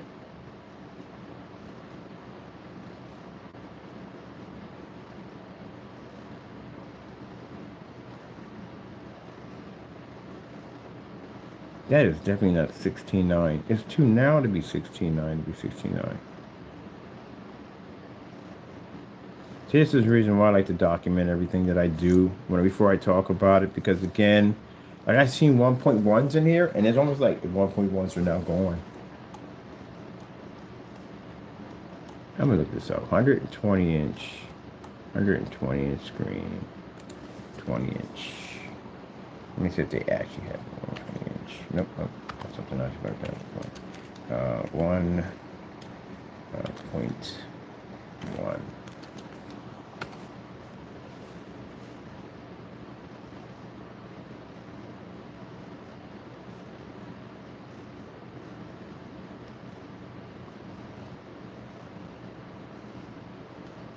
120 inch, 4.3, even 4.3 is not good. 4.3 at $267. That's not good. You can use a 4.3. You can use, which is weird, you can use a 16.9. You can put a 16.9. Oh, you're gonna lose screen. You're gonna lose so much screen on that. If you have an actual 16.9 screen at 120 inches, you put it at 16.9 format, you're going to have all that. But if you do this at a 4.3, you're sacrificing some of the screen to fit the 4.3, or fit the 69 in at 120 inches. Your screen size shrinks.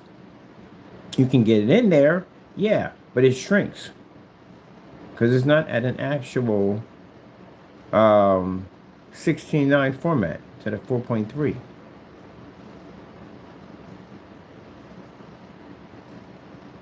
One time, one of the other guys came on there and told, "Oh, you don't know aspect ratio and blah blah blah blah blah." I started speaking about like the 1.1, 4.3, 235.1, 239.1. They left the room. Ah, you forgot. There's more. There's a whole lot more. Actually, even in the 235.1, there's like 10 of those in there. They got one that's like 1.7 something. It's crazy. I don't got time to waste on this, but I'll find it. It had a whole bunch in there that were 1.3. It wasn't eBay that had them. Was it Amazon or eBay that had them? Let me check see if eBay had them. eBay might have those in there. Let me see. Because one of these, when I was tracking down the screen, they kept coming up with this 1.1. When I was like, why are they 1.1? Like, what would you do with the 1.1, which would be impossible to use?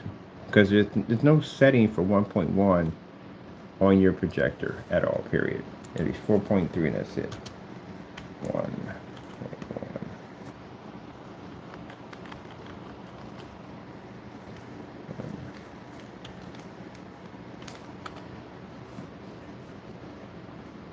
Yeah, I knew I was not losing my mind on there. I know I've seen this thing in here before. Yeah, I know I've seen it in here. 120 inch, eBay got them.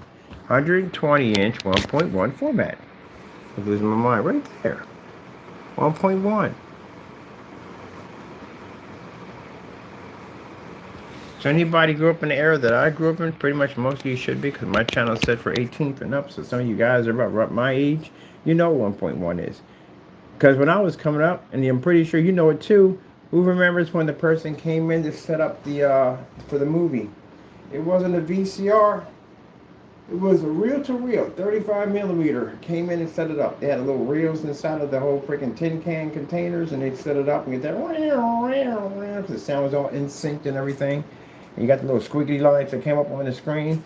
Yeah, you remember that era. And then when the thing would pop and it make that clickety clickety clickety click. All the kids would put their hands up and make little shadows and puppets all over the freaking screen and stuff. Get your hands off the screen. Cut that out. Behave. Yeah, that's 1.1. So what do they have a format for 1.1 for? Because there's nothing on the projector that has 1.1. None of my projectors have it.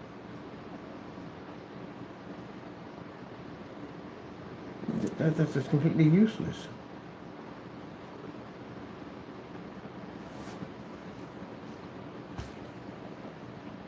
And I got it here again. See how weird the screen is shaped like this? There's 1.1. Yeah, right there. These are all 1.1. So why are you? I mean, I can understand you're showing 35. If you have the film for it, if you're doing that, I mean that's great. You know, if you got it right there, right? But look at this one right here, 120 inch. These are pulled down. Some of these are motorized screens at 1.1. 1.1. It's all black one, new one, 1.1. If you're running, I guess if you're running 35 millimeter, that's great. But if you're a person who don't know this, like if you're not from the era of 35 millimeter film, if you don't know this and you buy this, you are not going to find the aspect ratio to fit that screen. 4.3 doesn't even fit that. 1.1 is for 4.3.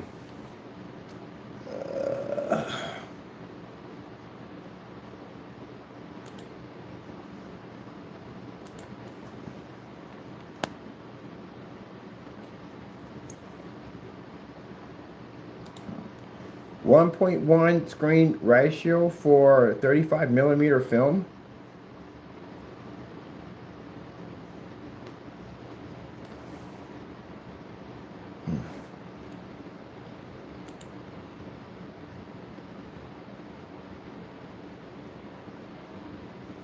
Got 3.2, 4.3, 5.4. I got a 15 point something on one of the NECs. Has a weird. They got letterbox and something else on there, but one of them is like 15 something on there. I can show you that right there. I have no idea what I'm using that for. I gotta look that up too. Let's see, 235.1. So 1.1, 4.3, 69, 235.1 is the usual right there. We use this.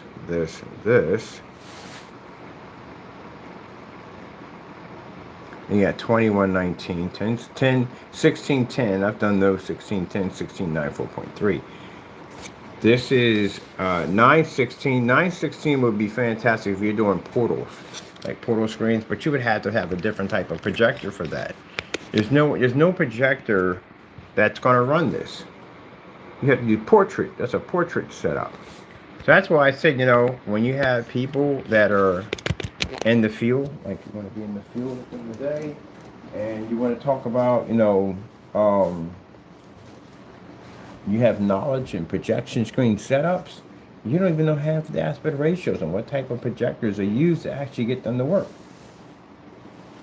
So if someone says, hey, I got a 19.16 setup, what type of projector are they using for that setup? It ain't going to be freaking 16.9. It's not. It's going to be portrait. We do portraits all the time.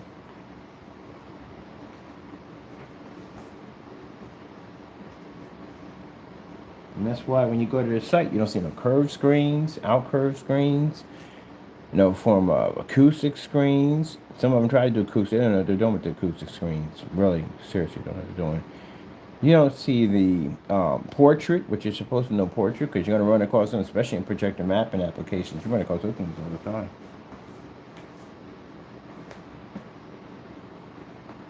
Let me see, basic. Let's see. You want to do.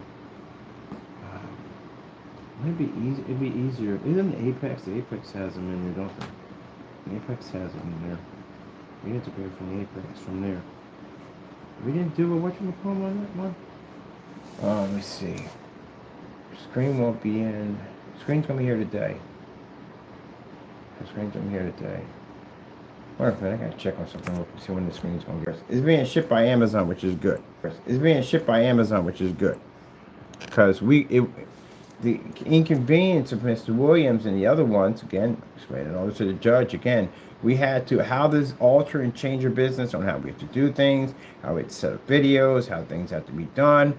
All with the judge, all about the inconvenience you caused my company. Now, like I said, you didn't take bread off our table, but still we had to go through these little hoops and stuff to keep our company protected and protect other people. And I want them to know the full extent of it. This comes in a criminal charge and we're asking for jail time.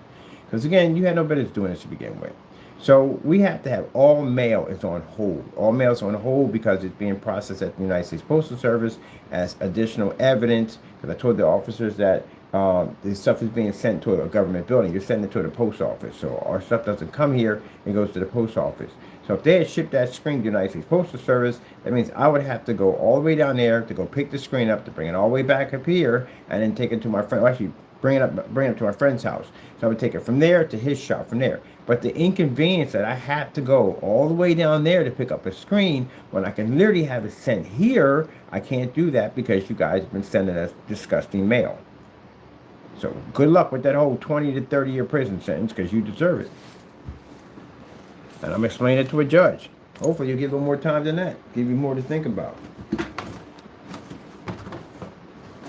Instead of you just being a man about the whole entire thing, just develop a product and come against us. So I don't know, just make your own product. Who knows? You can get something great out of that. Doing something positive. But you felt the need to do that now. So I got to inconvenience myself because when I blocked the mail to keep it from coming here, I got to now go down there and just pick it up what I need and we leave the rest behind. But on top of that, you have been sending mail to the building and we got people that from the post office has witnessed seeing this mail coming through. Not good.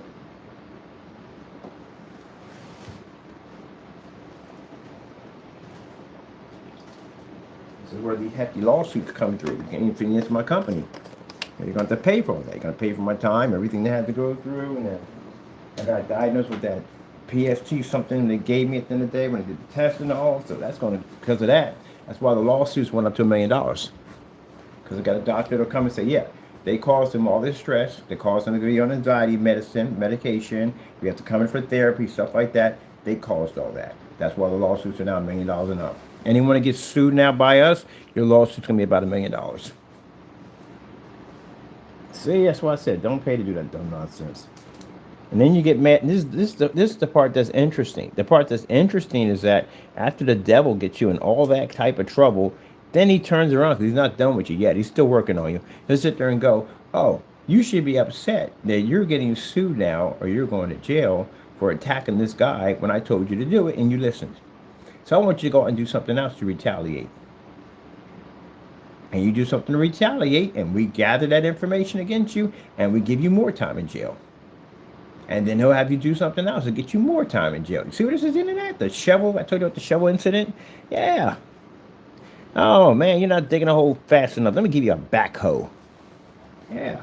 So you're mad at me because we went out and took the evidence that you attacked me with, and we used it against you in court to throw you in jail. And your way of retaliating about something that you did wrong is that you admitted that, okay, I did this wrong thing. I apologize, go before the judge, whatever. I'm going to try to better myself while I'm in this system. This gives you some hope. But no, you get angry and upset and figure, I'm going to get revenge. I'm going to get revenge on something that the devil put me in here to begin with. The same person just told you to do this stuff that got you in trouble. You're listening to the same person again to get you in more trouble. That's what he just did a few minutes ago, not a few minutes ago, but a couple of days ago. He's already in a ton of trouble. What does he do? He gets mad at us and sends us that. Now look at it. He can be deported now. Very easily. He can very easily be deported. He gave us a confession. Bragging about his what he really is. That means when I'm digging back to it now, the entire time when you had the motorcycle, when you're driving around, you don't have a license to drive. I literally have videos of you driving around in vehicles. You don't have a license to drive. You haven't had a license to drive in the state of California, like never. There's a lot of things coming up. When people are analyzing the email and they're saying, well, other names, like, what, does he have property or something? Like, no, he doesn't have any property. He has the apartment. You say, well, that's got to be in somebody's name, at least definitely in somebody's name. And the landlord has to know who he is, what he is, because, again, he has to answer all that information. You know, they need social, they need all types of stuff, bank statements, all this, the last place you worked at, all that stuff. He don't have any of that stuff. So he would know he doesn't have that document, or those documents. That means he falsified the lease. He was probably using someone else's name, and that can get him in a ton. He can lose his license for that. He can definitely use his real estate license for that. He can get in a lot of trouble for that one. So, yeah, it's a whole lot of stuff, man. This is the reason why I can't get storage units. Everybody's gotten storage units. You know how to do the process. You got to go through the storage unit and 2 forms of ID. You know, you have to be an up-to-date state ID, all that stuff you got to go through. They're strict on those things. So, no, That's that. And then on top of that, the other two red flags where people were analyzing his apartment. Because again, he goes on YouTube all the time. They analyze the apartment the way it looks. The apartment is very heavily congested. Like someone's been living there for a very long time. Usually when people outgrow a place, they move to another place to get a bigger place. Or if not, they get a storage unit or a pod unit or something.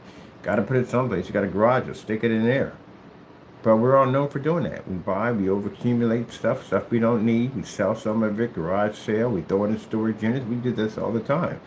His stuff is still in there. There are boxes behind boxes. That place is packed in there. That's another one. Another question was asked, does he ever leave the state?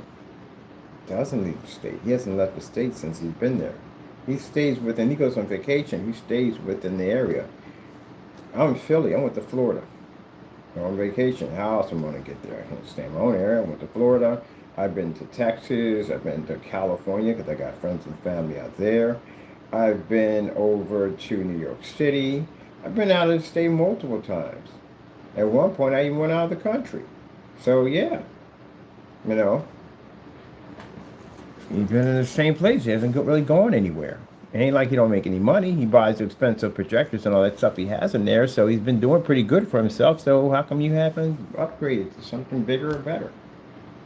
I mean, before I would have spent $3,500 for a projector, I think I would have spent the money for a bigger apartment or probably rented a house, especially if I got like kids coming on the way and a one-bedroom apartment. I definitely would have advanced to something better. And then the fact for those kids to grow up in that, oh man, that's yeah. But then again, he can't do anything because he don't have documents. And clearly on camera the entire time he stated he was citizen. We even got emails from him stating he was citizen, and then we get the confession saying he's not. And he brags about he can't be found. Yeah.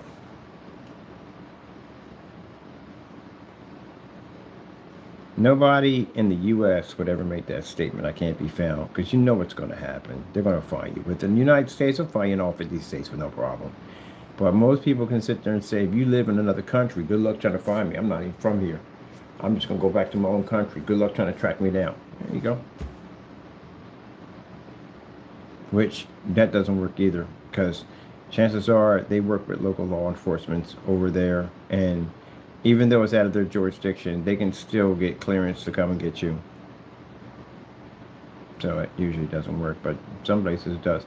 8.8, 50, what's that, 8.1, 8.85.1, 1.85.1? Ooh, gotta look at that one. That's probably, no, the ultra thin one is 1.7, or the ultra thin ones. That's what that is. I want to look at, I'm going to get me a 16:9 screen. I want a 16:9. So we do portrait all the time. I wonder how much money they're charging for that. It better not be a freaking arm and leg. It better be cheap. 16:9. I want one of those 16:9. 9:16. Sorry, 9:16. 9:16. Where is a pen here? 9:16. I need a 9:16. 9:16. I'm still within time. There ain't nothing going on right now. By the time I get in there, there's nothing going on. Let me see.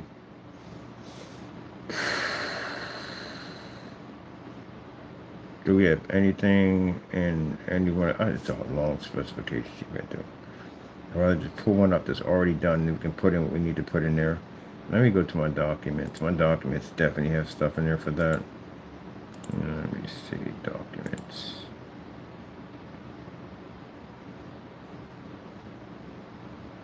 I'm watching Meatballs tonight. Are you ready for the summer? Are you ready for the good times? It's my favorite movie. Besides, no. Favorite movie is the Close Encounter of the Third Kind. That's my favorite. That's my ultimate favorite movie. And then everything after that, it'd be like the quirky 80s, freaking Animal House, 16 Candles, Meatballs, stuff like that. But Close Encounter of the Third Kind is my favorite. That is my all-time favorite. Dun, dun, dun, dun, dun. That's my favorite. This means something.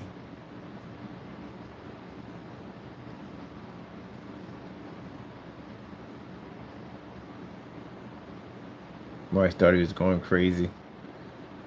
That's pretty crazy.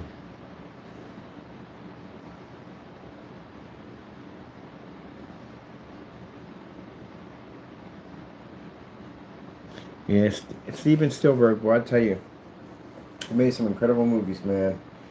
Just about everybody. When that Close Encounter of the Third Kind came out, just about everybody was outside with a freaking Casio keyboard hitting them notes, hoping something would pop up. But, hate to be the bearer of bad news, but aliens don't exist. I'm in forum sites right now having a debate and discussion with people like, yeah, they do it. No, they don't. You think something would have popped up by now? Something, anything, something would have popped up. But they've seen alien craft and all. Look, let me explain something to you. If I have that type of power, I'm going to let myself be known, especially to a bunch of people today that I know can easily take out. I'm going to let myself be known. Like, see them just pop out like, whoop, hey, how y'all doing? I've been here for like centuries. Like, no, there's nothing else out there. There's nothing. It'd be nice. It really would be. I would like to see something out there. You know what I mean? Hopefully something. But there's nothing out there. We're the only ones. The only ones here. It was. You look at the design of everything. We're not even made to go in outer space. I mean, literally, we can do it. We can go to outer space, but we're not made to be in outer space. Outer space has a high content of radiation. Like, we wouldn't survive up there. We would die. The Earth is the only planet that's made for us. All the other planets, you can't live on those planets. It's virtually impossible. All this talk about living on Mars. You know the freaking weather on Mars? It'll make down here, we have like a category like 20 tornadoes. That'd be a joke to Mars. And Mars has insane freaking weather, climate change up there. It's incredible. We would never survive it at all, period. None of the planets are made for us to live on. Only one. If you look at where the sun and the moon sits at, they're in the perfect, especially the sun. It's in the perfect distance where it's not too close where we can all get cooked, and it's not too far we can freeze to death. It's perfect. Every place else is out of line with the sun and the moon. So the Earth is the only planet we're supposed to be on. So people think there's other aliens. There's not. But what about the pyramids? The pyramids were built by slaves. They weren't built by freaking aliens. You're going to tell me this straight. I'm an advanced alien being. I can travel light years beyond your imagination. I have weapons that you couldn't even think of. My intelligence level is way, way, way beyond your entire universe and some. And you mean to tell me I came here to build blocks of sand? Now, let's just say back in that era, if a pyramid was made of some kind of alloy, titanium, steel, then you would have grounds to say that something more superior built that. But other than that, no. Blocks of sand? No. Right? Slaves built that. It's in the Bible. And nothing built anything like that. We had never had anything that was so different, never. And then again, where are they at? You're talking about there's aliens on Area 51? There's no aliens on Area 51. You mean to tell me, let me get this straight. You design a ship that can travel from A to B, wherever you want, you know what I mean, light year speed, warp speed, whatever, and you don't put a GPS tracking device on those things? You got GPS tracking devices on cell phones. You mean to tell me an advanced alien race never put some kind of tracking locator on one of their ships? They travel from centuries, from here to there, probably do time travel for goodness sakes with all that technology they got, and you fail to put a GPS on it? So if something happens, you can be tracked? I find that kind of, like, no, that doesn't sound right. So you mean to tell me that if an alien landed here, and he had a tracking device, which I'm pretty sure he would have had one, on the ship, you mean to tell me that whatever it belonged to didn't come back? And of course, it's not going to come back happy. It's going to come back super ticked off. So let's get this straight. One of our crafts flew into your planet, and you guys decided to shoot it down, dismember the ship, and then do autopsies and torture on one of our people. What do you think is going to happen out of that? Yeah, we're going to become extinct. That's what's going to happen. Because this is what I find funny about some of these movies about involving alien warships coming to Earth and we destroying them. We wouldn't even have a prayer to destroy something like that. It wouldn't even happen. We don't have the technology to advance to something like that. That would never happen. Why in the world would such a machine, a weapon, have such have such flaws in it that us mere humans can take down. Mind you, they fight with alien species that are almost as advanced or maybe as advanced as they are. So they would have to have a ship that would have to be able to withstand all types of freaking of attacks. And us, we're supposed to be the bottom of the food chain when it comes to basically intelligent level when it comes to everybody else out there. We're able to take one of those ships down. That's not a good credibility at the end of the day, calling yourself a warlord of outer space, and the Earthlings were able to take you down. Yeah, that doesn't give you much hope in the universe around other species that are much more intelligent than us. Ho ho! There you go. That's why I know that would have never happened. Ever. And people don't think about that part. That's why I like the discussion rooms were in there. The guy was like, huh, I already thought of it that way. Yeah. Why do you think they have weapons on the ship? What would be the purpose of a flying saucer being weaponized? Just in case if they bump into other aliens that are hostile. That's why they have weapons on them. All right? So if their weapon systems on the ship is designed to deal with other life forms that are very hostile, ones that are much more advanced than us, what is the odds of us taking one of those ships down? Hmm. Hmm. Hmm. Hmm. It'd be more like an Iron Giant scenario. They didn't destroy the Iron Giant. They dismantled it. And it put itself back together. So, technically they didn't destroy it. The person who engineered, and whatever he was, good gracious, who built the Iron Giant was an explorer. But it had a weapon system on it just in case if some of the places it explored became hostile and the machine would be a threat. It knew how to defend itself. So if you were basically like Star Trek, they're explorers, right? Their ships are weaponized. So with that being said, one thing I can understand about Star Trek, this is probably upset some Trekkies, why are the shields so weak? They get hit with something like shields are down to 50%. Like 50%, they got hit like one time. The shields are really weak. I think, if you're developing StarCraft to go travel in outer space, you want to make sure that shields can take a great deal of damage. Because, really, like they get hit a couple of times. Like shields are at 20%. Captain, we take another hit, we're not going to make it. Like, why are the shields so weak? And they can only fire when the shields are down. I think this is something that needs to be fixed. You're vulnerable if you're fighting in a freaking a frenzy of ships, and you bring your shields down to fire. You run the risk of getting hit by another ship. So I think at the end of the day, I think that's something we should improve. But then again, I'll have some Trekkie come on here and explain it to him. I'm a Trekkie myself. Keep in mind, you explain it to me. Hey, I'm all for it. At the end of the day, to explain to me why in the world that when the shields get hit, they drop down to a dramatic level, or why they can only fire when shields are down. How come they haven't developed a technology that will allow them to fire through shields? Or use the shield as a source of energy to basically power the ship or power the shields at the same time. I don't get that part. I just don't. That's probably what the sci-fi movies like. Why do the shields drop so fast? What's the point of having shields if you get hit a couple of times and you're down?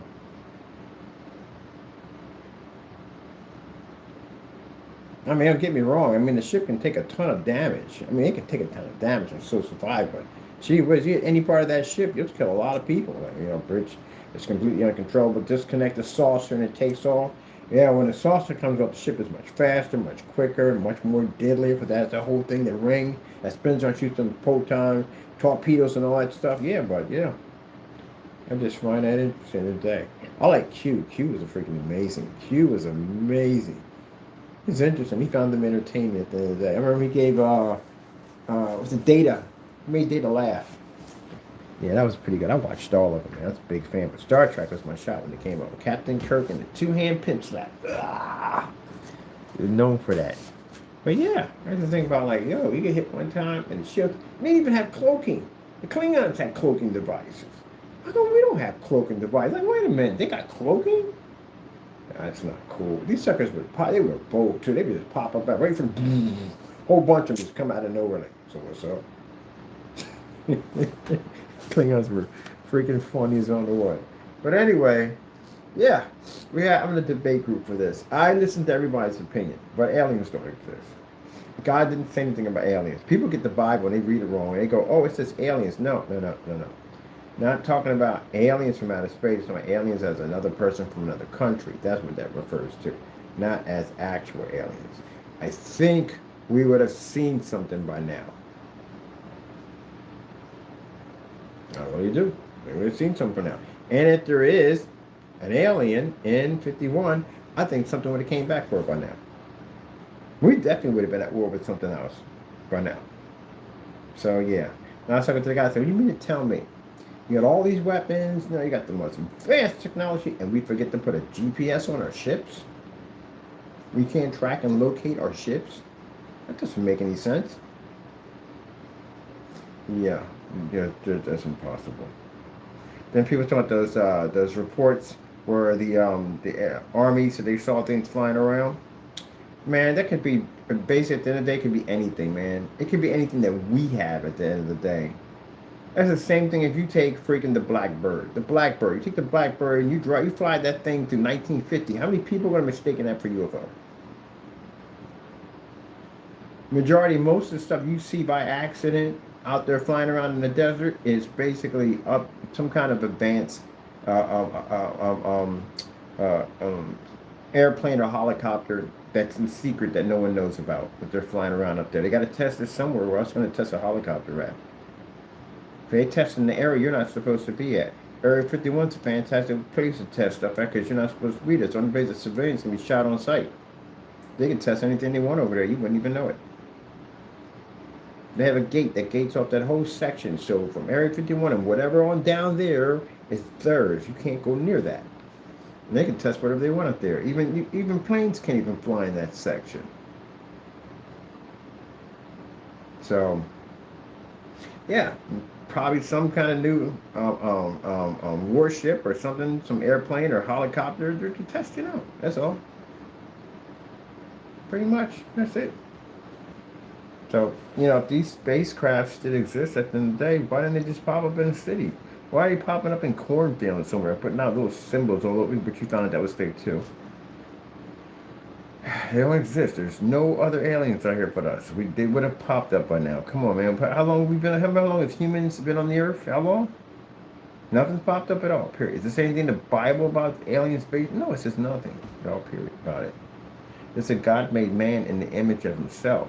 So when Jesus came down, Jesus didn't come down with tentacles. He didn't come down with multiple eyes. He didn't come down. He came down as a man. So that tells you right there. Now it's fun to think about it. I ain't wrong with entertaining sci-fi. I find it fascinating at the end of the day. But you have to face reality. We're the only ones here. And long after our freaking generation is gone and something else pops up, which will be all museums at one point. You do know that, right? Depending on how long it takes for God, when God comes back, if God decides not to come back for another 20, 30, 40 years, our era will be in museums. Everything we have will be considered to be in the museum. Like, wow, what's this right here? They call it a mouse. They use it to operate something on what they call a PC. A PC? What's a PC? It's a device they have on their desk that they work with different programs. They even game off these things. Wow. We're going to be in a museum one day. You ever think about how cool that is at the end of the day? Think about that. People who came here in the 12th century, the colonial century, all that, but have never thought in a million years that they would end up in a museum. Isn't that crazy? The Roman era. Never knew. They thought they were the future. Romans were way up there. They're advanced at the time. But they never knew that they were going to end up, the entire civilization was going to end up in a museum. Some people have descendants from the Roman era because it's in your blood. You have descendants from there. People have descendants from here. And just imagine you can go back and look at your history and think, wow, all these people, this entire civilization is now in a museum. And one day, all this, everything, will be in a museum. Will be part of the past, and a new beginning will start. And then they will go through the same process. All this will be no more. It'll be a whole different high-tech world. None of this. Just all be museum. Everything you have in here will be relics. New up-to-date cars and cell phones, all relics. All in the past. All in a museum somewhere. Yeah. Isn't that cool to think about that? I like thinking about the timeline of life. Let me see.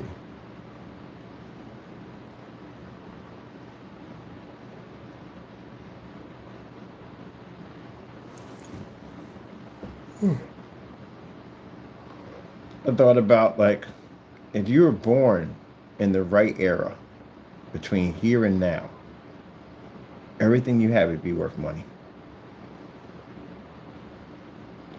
So I had to calculate where in the world would things be worth money between now and then that you couldn't really find today, which would be hard to get. You had to be in your 60s in order to be able to collect. Because you'd have to wait through time. You have to wait out time in order for that to become of value. So if you're born in the 50s, you're born in the 50s. How many people had a kid? If you're a kid in the 50s, you started collecting like just about everything. Cereal boxes, especially the more popular ones. Video games, clothes. As you got older, you know what I mean, your teen years, your first car, definitely would have got me a couple of them and put them in the garage somewhere. They worth money. So that you got certain ones that are worth money. I got a couple of them. Furniture, clothing, furs, comic books, baseball cards. If you started collecting all this stuff, and now you reach our era, you're roughly 60 or whatever years old, do you have any idea how much that collection would be worth now? Now, my mom was born in 1939. In 1939, she died at 89 years old, which means that she accumulated a collection when she was in 1939 as a child, what it would have been worth in the 80s now. It would have been worth quite a lot of money. We don't think that way. Because what we think at the end of the day, that someone in the 1920s would have old furniture. Now, their furniture would be considered junk to the neighbor next door that has very nice furniture, and their furniture they think is worth nothing. So what they're going to do is throw it in the trash. Imagine all the stuff that has been picked up through the trash, recycled, and destroyed that's worth millions and millions of dollars now today because they're considered to be antiques. Someone throwing out an old lamp from that particular era today in mint condition, how much money that would be worth? A lot of money. It's stained glass lamps. Some of them are reached somewhere between 5 feet tall. Someone had one of those in the 1920s. It's an old model, and someone next to has a new model. They'll put that out in the trash. And I realized if they had kept that lamp and they had reached our era, anywhere in our era, that lamp would be worth a ton of money. So the average poor man back then, everything he had was worth money today. Model T, not a Ford Model T car. Are you kidding me? How much money them things are worth? If you had one of those, especially the one that had the crank on it that you had to crank up, my great-grandfather had one of those. So imagine if you kept one and you passed it down through generation to generation. How much that car would be worth today if you had one that was still running. So anything from your trash was worth money. Anything from, even if you had the original Coca-Cola bottles, the Coca-Cola machines, original Tupperware, all that stuff was worth money. Even cereal boxes are worth money from that era. Let's think about that. If you were born in the 1950s, you seen the cars they had in the 1950s. Imagine if you had a collection of cars from the 1950s and you had it in mint condition and you were in this era, what would it be worth now? There you go. Well, we don't think that way. Some people do. Some people do think that way. Some people are collectors. They collect everything, and they keep it under, and they keep it. And when they get this era, they're worth money. But some people are not like that. Some people just say, oh, it's old trash, and we'll throw it out. Yeah, that's interesting. Yep. Now this era, not really, because we're digital age. That's why. We have only thing that's worth money in the digital age is not a lot, to tell you the truth. You know what I mean? Because we're in a tech era. That's why. Everything just gets upgraded to something better, and whatever's it's still usable. It still has value to it, so you can still use it. It's just an older version, like the PS4 over there. Ain't really worth jack in a store at all. Period. But if I had like something like Odyssey system, mint condition, or I had like a really rare Nintendo cartridge, you know what I mean? Especially when the ones that first came out on first release, yeah, some original comic books that came out like Batman, Superman, Aquaman, first editions, worth a lot of money. original Barbies. Barbies came out like in what, the 60s? Yeah, roughly in the 60s. So the first Barbie, I think, is worth something like, I don't know, like 60, 70, $80,000, something crazy at the end of the day. When you imagine if you had the first Barbie that came out, so if you're born in the era of 1960 and the Barbies first came out, what would happen if you bought 30 of those Barbies? See? But we don't do that. And as kids, we never hold on to what we have. Some people do. You have that one kid down the block, you know what I mean? Just has everything, some of the stuff he doesn't open up. That's a collector. That's a very smart kid. He's going to retire early. But then you got kids like me that had original Tonka trucks and the Batman and Evil Knievel and all that stuff. And I blew my stuff up. Like, I destroyed my stuff. I was very rough on my toys. So, yeah, there's that. I imagine if I had the original Team America in the box.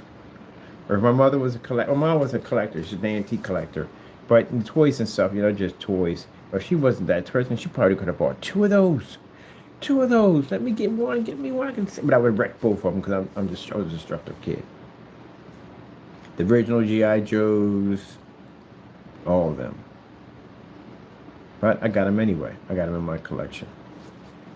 I used to collect finished toys and still got them. I won't open them up at all. I just look at them, which is jacked up because you can't sell it. Yeah, it's crazy at the end of the day. I have a friend of mine. She's an amazing painter. An amazing painter. She got picked up by a guy who came in and liked her work. Guy has a lot of money. He liked her work. He wanted her artwork. It's interesting when you think about it. She can't sell the work because it's a part of her. She can't depart from it because it's a part of her. Yet she needs the money. It's interesting. And the guy was willing to open up an art gallery and pay her a lot of money for her paintings, but she couldn't give them up. And she still has those paintings. They still sit there. Now, a little older in life and everything, they're still there. All the opportunities are gone. See? That's why it says interesting. You really can't give it. Even if it's yours, you really can't sell it. You'll die. Somebody else will get it. They'll probably sell it. But they're a true collector. They won't either. Which means it's kind of like a bit of a blessing and a curse at the same time.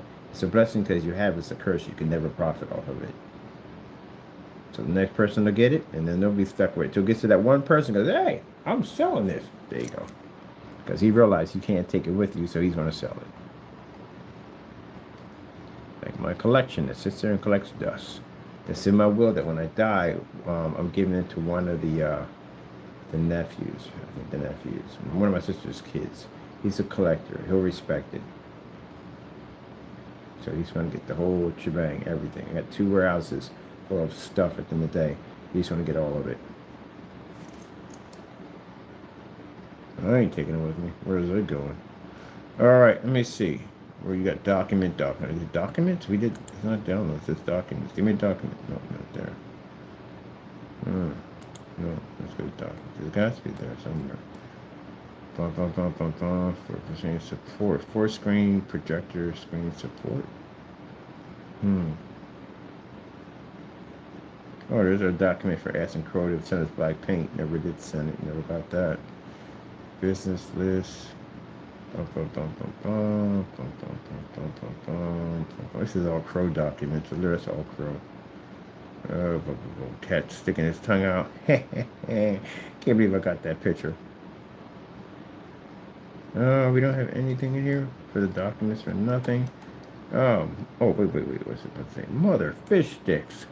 My company's information. Loan letter. It's from PayPal.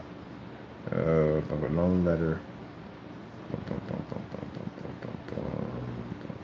3D printer scams.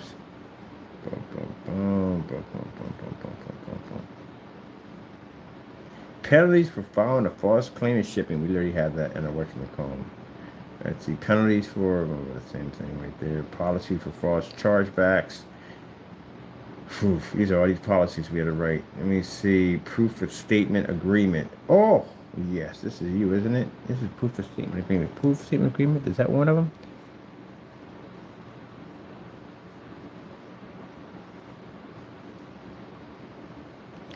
Superiority Black info sheet. I could use you. But we definitely got to get that one. Oh, we got a waiver in there too. We designed a waiver. Open up. Open sesame. Ta-da! There we go. Boom. One of the joys when you learn how to do write your contracts, specification sheets, all that stuff. The other stuff, you have to write all this stuff. So you can't just go on your site and write 2 paragraphs. It doesn't work that way. You have to have a full specification sheet, contracts, documents, waivers, beta tester agreements, all that crazy stuff. You have to have all that in there. Copy. And I gotta write all that. Yes, you will. Yes, you will. Let me see what we have here. Let's see, gamer. How much time we got left in this year? I gotta start. I think I'm gonna kill streams off probably roughly. Cause I need 3 days to get all my stuff out of here. Roughly, probably 3 days, 4 days before the 1st. This would be the first place that I go into that we can't do any recordings in. Because again, like I said, ain't no point we can't do that. We'll get in trouble with the judge on that one. I'm getting you guys for stalking charges. One of the charges we have for stalking and stuff like that. That's not going to do any good if I say, look, Your Honor, we've been having a problem with people stalking us. Got an office, they stalked us at the office. You know, we got emails from them saying they're stalking us in the garage. Oh, we got all that. Don't worry about that. You're taken care of.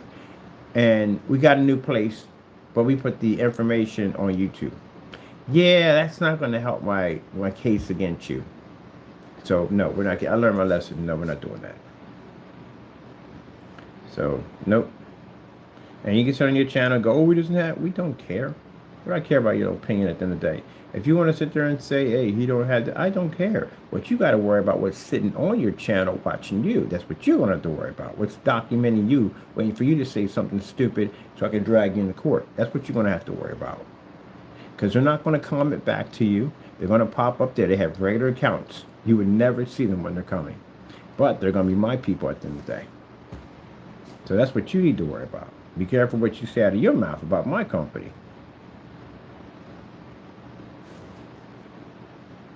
I'm hiring cyber private investigators to sit on your channel. So easily, if you're saying stuff and it's being documented, that's the person I need to basically testify in court against you about what he's seen, what you're saying as he documented everything on you. That's the person to get authorization to get a subpoena to go through your internet information. He has a right to do that.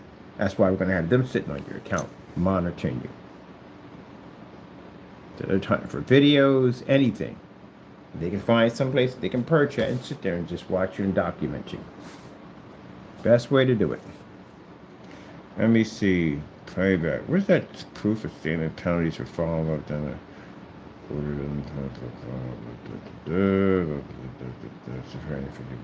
Tax ID. Huh? How many people got tax? You don't have them. They don't pay taxes. So just forget that. Anyway, that'll be another one next. Wait. We have specification sheets for this thing?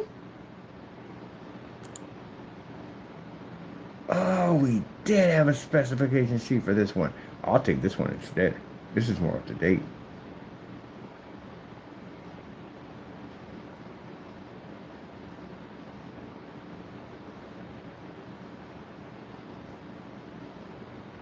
This is a visual Apex gamer. Yeah, it was an Apex gamer. We were supposed to build this thing. Huh. And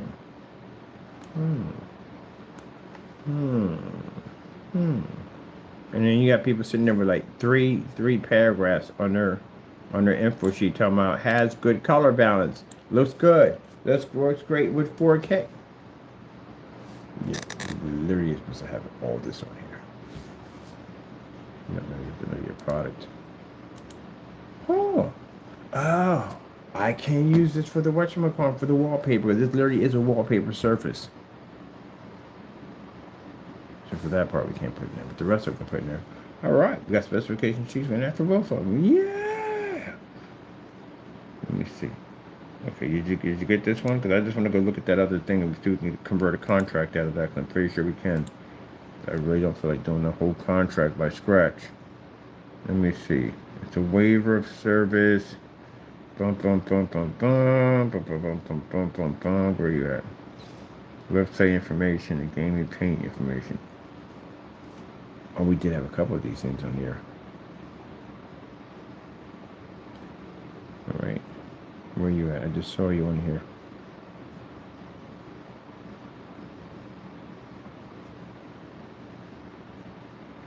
Policy false chargeback statement, proof of statement, agreement, proof of statement, agreement. Jeez, told you, I write these things, man. You gotta write, baby. You gotta learn to write. What's this for?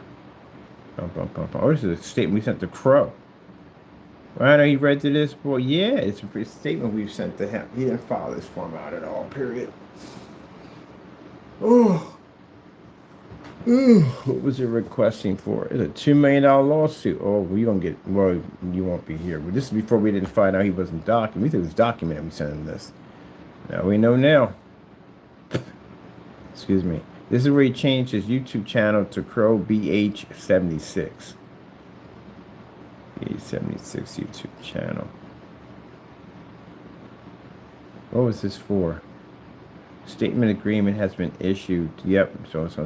He doesn't know how to write these things out. You got to know what you. That's why I said, people, you get into this field, you got to know how to write documents. These things. Yep. It was issued. We sent this certified to him. I got to show this to the judge. What was this asking for? You remember? His address, all that stuff connected to him. Yeah, we sent them out. We sent them out documents, multiple documents. Yep.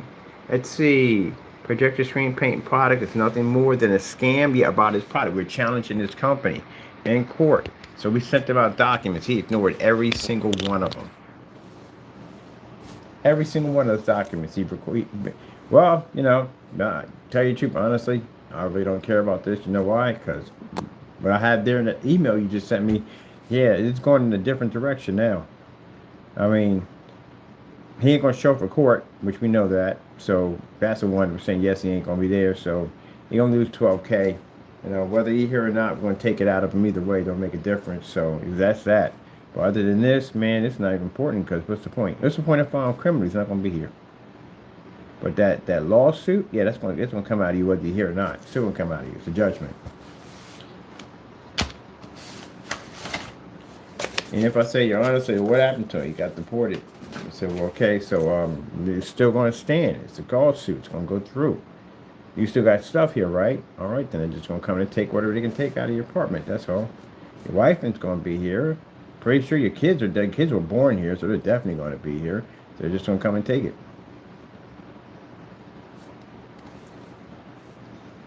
And for people, that's the consequences of doing dumb stuff. That's what comes with that. That's what that proof of statement was for. Okay, cool. Penalties for falling for shipping charge. Oh, this is the one. This is the email that he tells you to buy whatever we wanted. That's it right there, because we put it under lockup.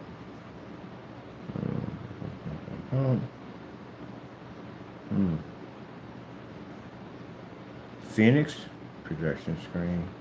No, another.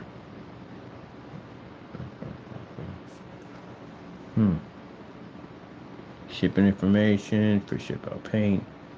Starter kits. We did a whole bunch in here, didn't we?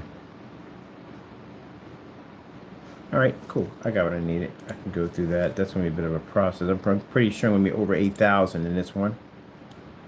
As always, over the 8,000 mark. Let's see. Did we hit over 8,000? Oh, we didn't. Oh, okay, cool. Good. Got some stuff here. I got to take it anyway. Alright, let me see. Visual applications. Pico projector. Pico. Let me see. We're not going to be operating Pico only with small ones for the Pico. So let me see. Change this to. I gotta activate the shopping carts on this side. Tell me it's activating it.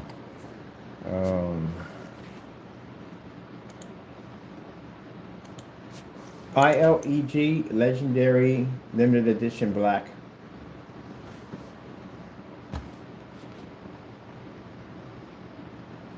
That would be all us. Limited Edition. We're just about all us. Let me see.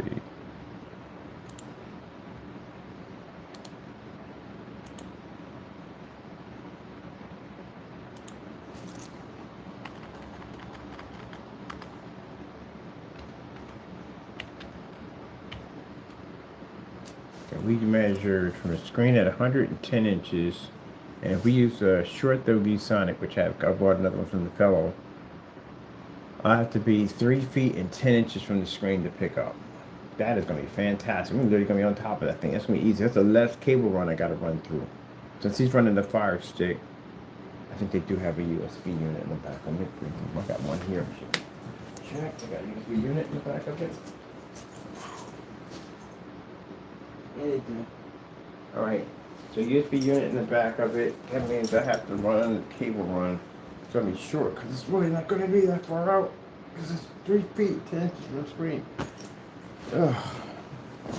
I might get a pallet of those projectors too, but that'd be fantastic to use on those.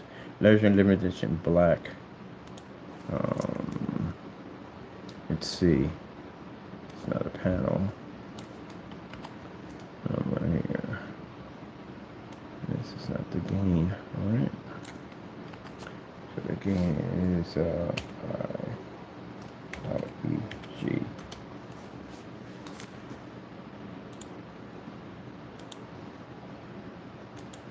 ILEG Infusion Light Energy Gain.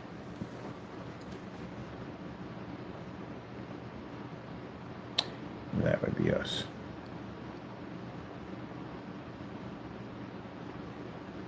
Infusion Light Energy.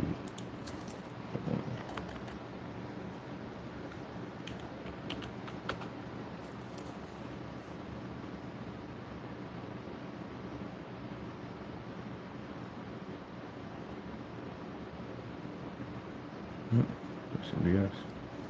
Alright, let me see. Infusion Light Energy Gain.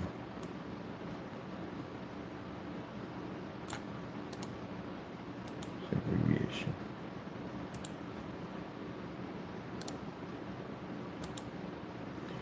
Let me see.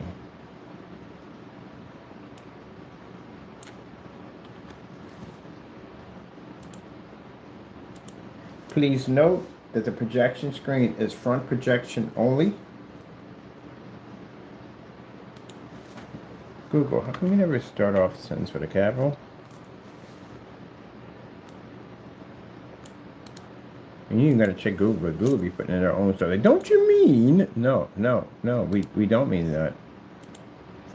Only, let's see, color, ultra black, unit 108 degrees, inside or outside.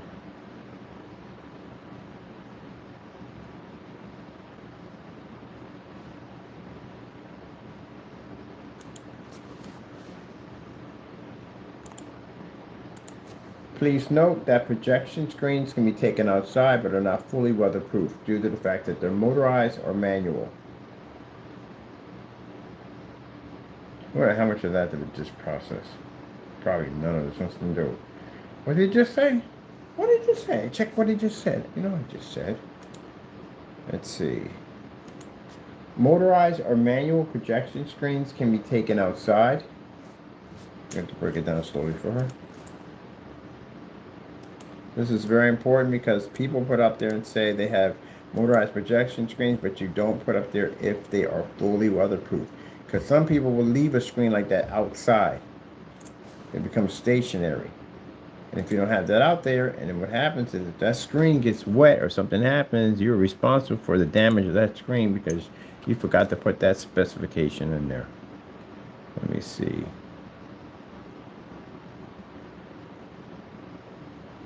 All right, let me see. We need this. Where's the weatherproof? Fully? No. Oh, compatibility, daytime, da da da da da. Where you at? Where you at right here? Take this out. There's compatibility right there. Let me see. This has to be written over again anytime.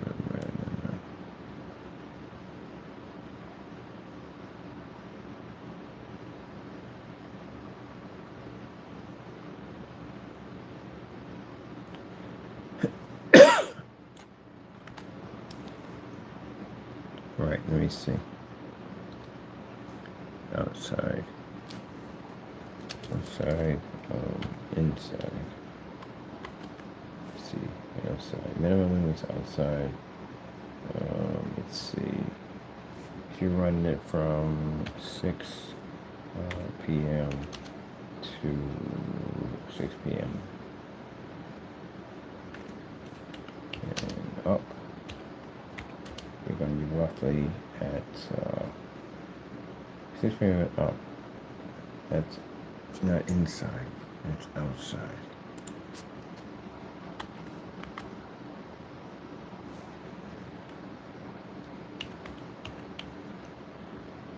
Why do you have an eye there? What's the eye for, bird? Alright, take this all out. Put it back in. Okay. Outside. Okay. Nope. And inside.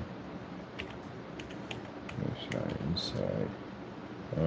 Let's see. I got 1,000 lumens. 1,000 lumens. And 1,000 lumens and up. 1,000 lumens and up. Inside. 1,000 lumens and up. Minimum lumens. Minimum lumens of operation outside. So minimum lumens to here, minimum lumens should be sorry.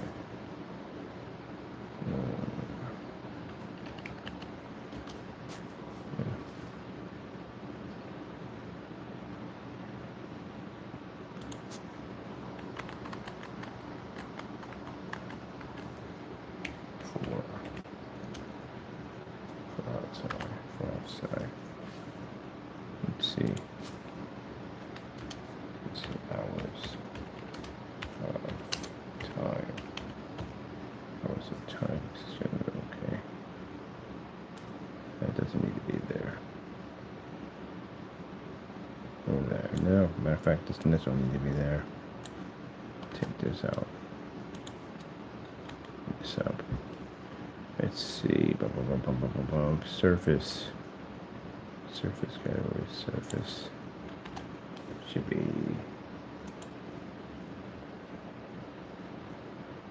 Oh, yeah, right here. Surface motorized and manual projection screen right there. Manual projection screen. Oh, it should be here.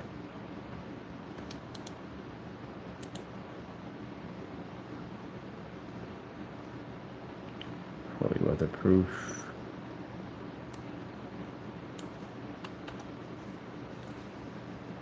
Let me see.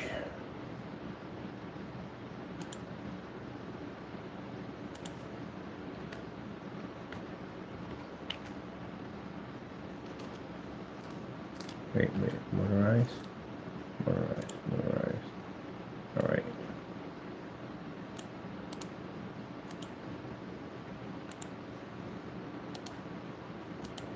Motorized projection screens can be taken outside. Outside.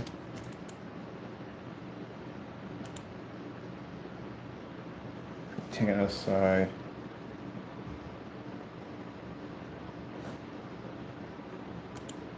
But use caution, they are not fully weatherproof.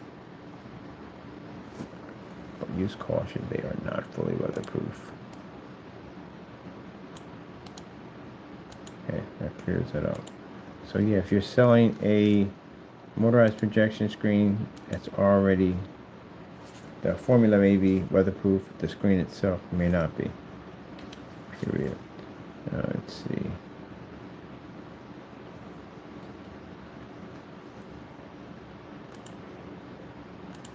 Picture performance information.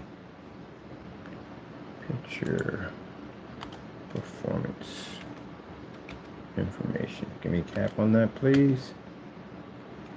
Picture performance information. That should definitely be there. Picture performance information that explains. Paste that. Let's see. Picture performance. Picture ribbon Snow White. Transparent video black. Fully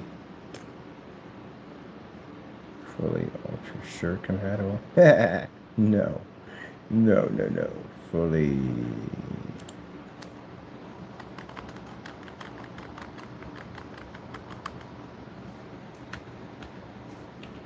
Sure throw compatible.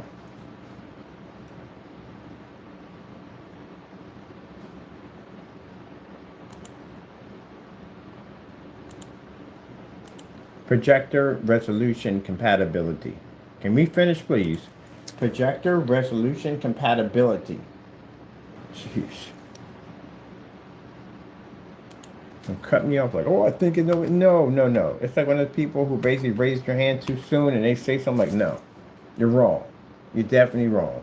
Put your hand down, Frank. Thank you. That's what this does all the time. The AI automatically thinks it knows what you're going to say because a couple of key words and just rushes like, no, can we finish? Let me finish this, please. Gee, where's Louise?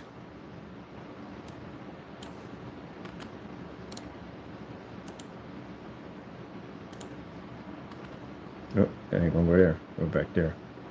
All right, compatibility. 720p, which we do recommend highly. 20p, because you don't need to spend that money. Okay. 1080p. And 4K.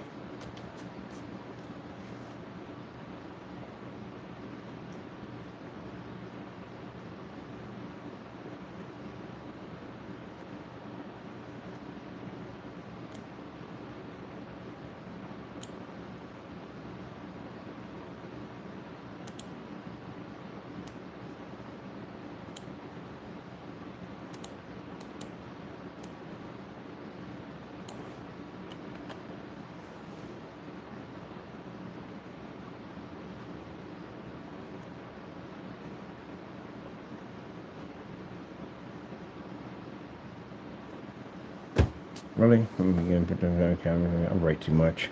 Color enhancement, zero calibration needed. Superior white levels, enhancement technology, enjoy projection screen entertainment anywhere you want, anytime. Entertainment.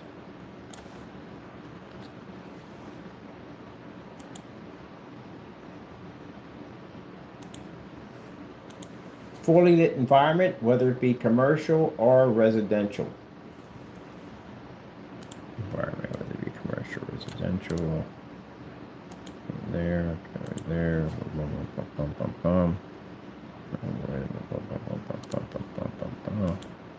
Fully, enjoy your projector entertainment. Fully lit in a fully lit environment.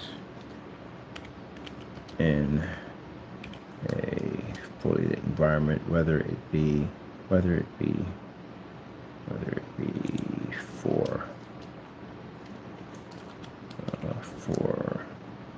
commercial or residential, without the worries of projector screen washout or discoloration plagued by outdated projection screens. Ooh, bam! I like the way that went from there. Right there. No expensive 4K projectors or high resolution 4K projectors. No 4K projectors. No expensive projectors required or high K resolution projectors. Projector screen surface, display capabilities. Let me see, display capabilities.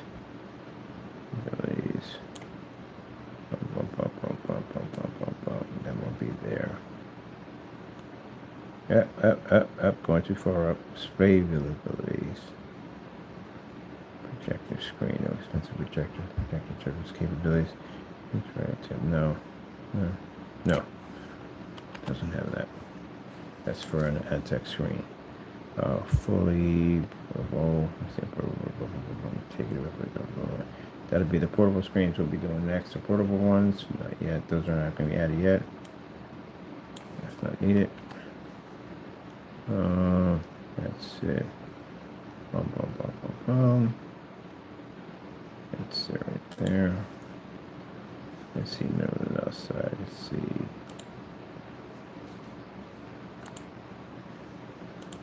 Inside or outside lumen count minimum information.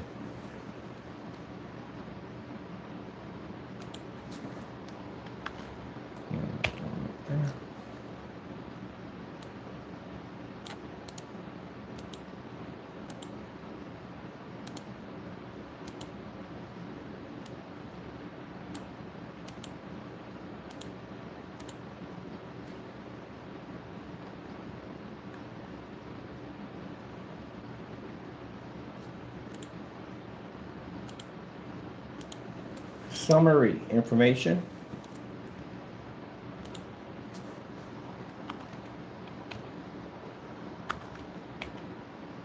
Really? Like, I seriously, okay, there we go, back in there. Capped you twice. Let's make our summary information. That'll be here. Right here. Summary information. Oh, so you stand out from the rest of them. There we go. This. Picture for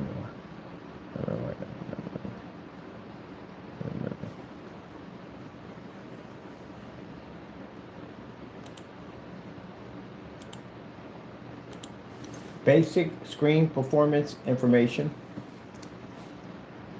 Now you hear me reading all this stuff out, right? This is one of the things you're going to have to go through until my people want to get in this business.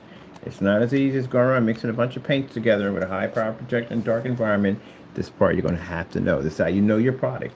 You have to know how to write a specification sheet. Can't put 3 paragraphs in there and go, works well, has color balance, works well. No, it's not going to work. You're going to have to break this thing down. You have to know exactly what it is, what it does. It comes from testing. That's how you know your product, because you've tested it. So I know that basically the screens that fire up outside, we know that they can run 24 hours outside. They have no issues out there. Minimum we can run at 50 to 300 lumens. We've done demonstrations on bright fireplaces and displays and stuff like that. We know what reads and what doesn't read, what's going to work, what doesn't work, what has to be taken back, what has to be fixed, what has to be upgraded. You learn all that through testing. You don't test your stuff, we're in trouble. And I can read your specification sheet, and that tells me whether you copy and paste off somebody else, or you base your plagiarism, which you're using somebody else's information at the end of the day. But if you don't know your stuff, then you just don't know your stuff. You're going to be in a lot of trouble. Because come court time, if somebody decides to challenge you, you better know your stuff. Let me see.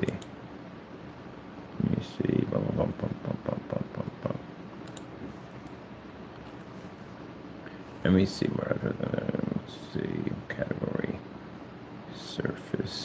surface, whereas projection screen.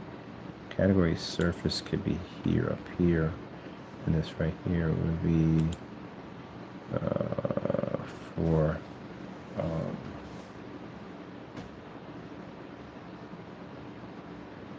let's see.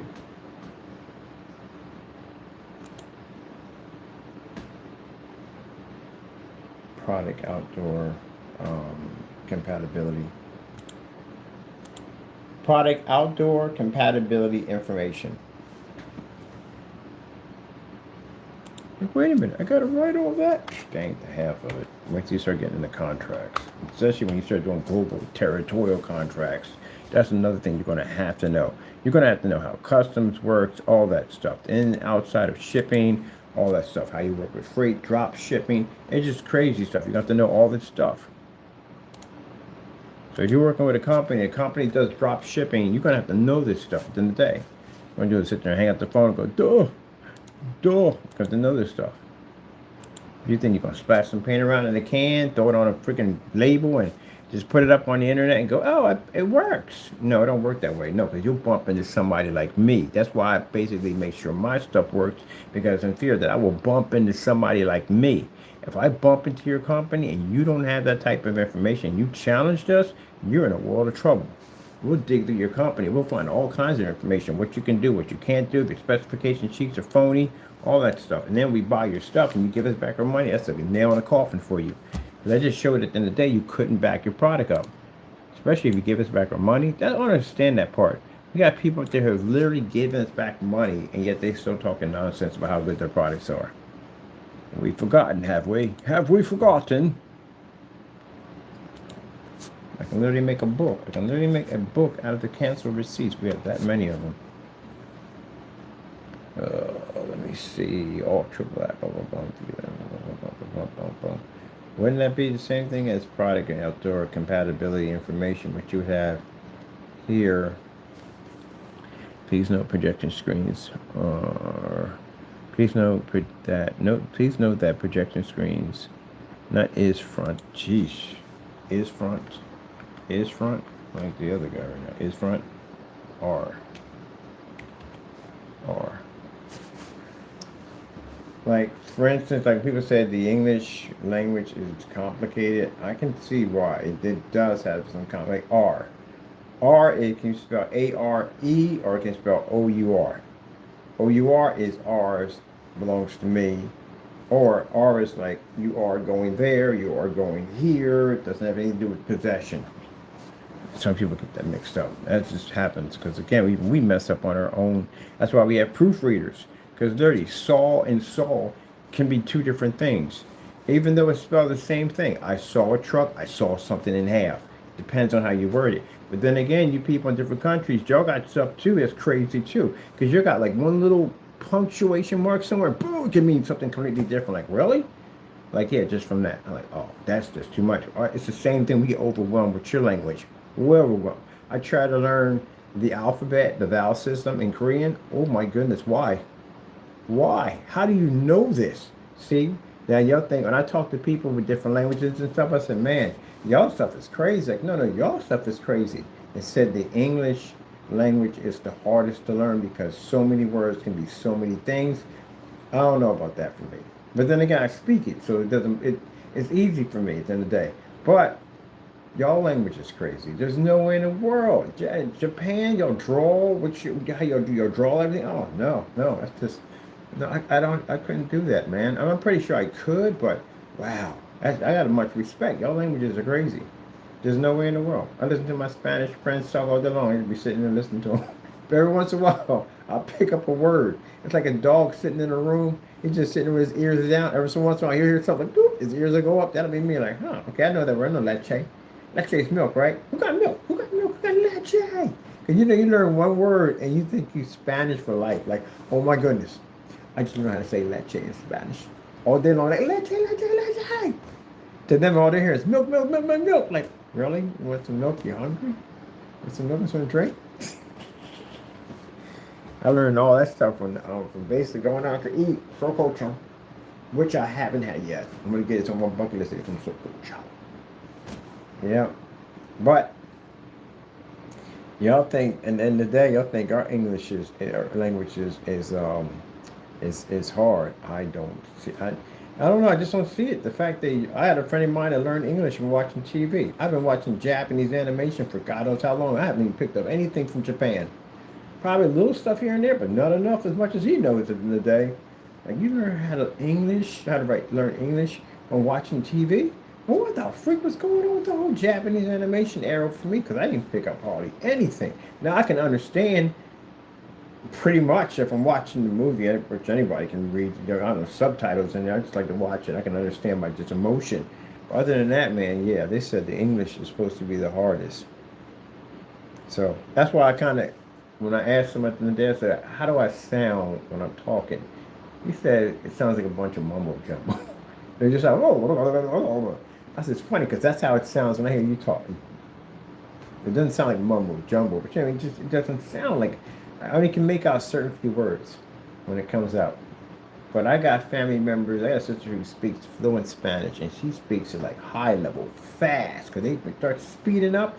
Like, good gracious! Yeah, she can kick it with them. She can definitely kick it with them. I got another one who speaks Russian, because she is Russian. She's half black and half Russian. She can speak the language. It's for everybody in her family who has from a different race speaks that language. Even the Irish have, like I said, the old tongue. I've heard people on the Tri Channel speak it. I was like, oh, yeah, they all have some old native tongue that they had that they can speak. They have their language. Irish have a different language. So the Italians, especially the Italians, so yeah, definitely. Yeah, it's interesting at the end of the day. And all y'all got your language from the Tower of Babel, from the Bible. Because we all spoke one language at one point. Can you imagine if the Tower of Babel never existed? Everybody speaking the same language? How would you be able to have different countries if everybody speaks the same language? Isn't it interesting? So if God never struck man and gave man, each man his own language, and we all spoke the same language, we just be all one nation. That's it.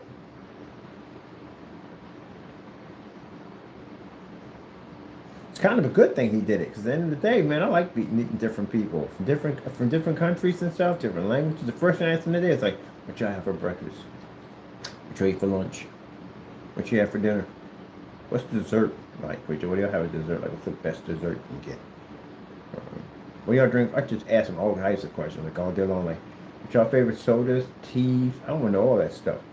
What's y'all TV shows down there? Maybe showing on the phone, like it's the TV shows, the food we like to eat, so and so. So, oh, really? Okay, cool, cool, cool. What's the music like?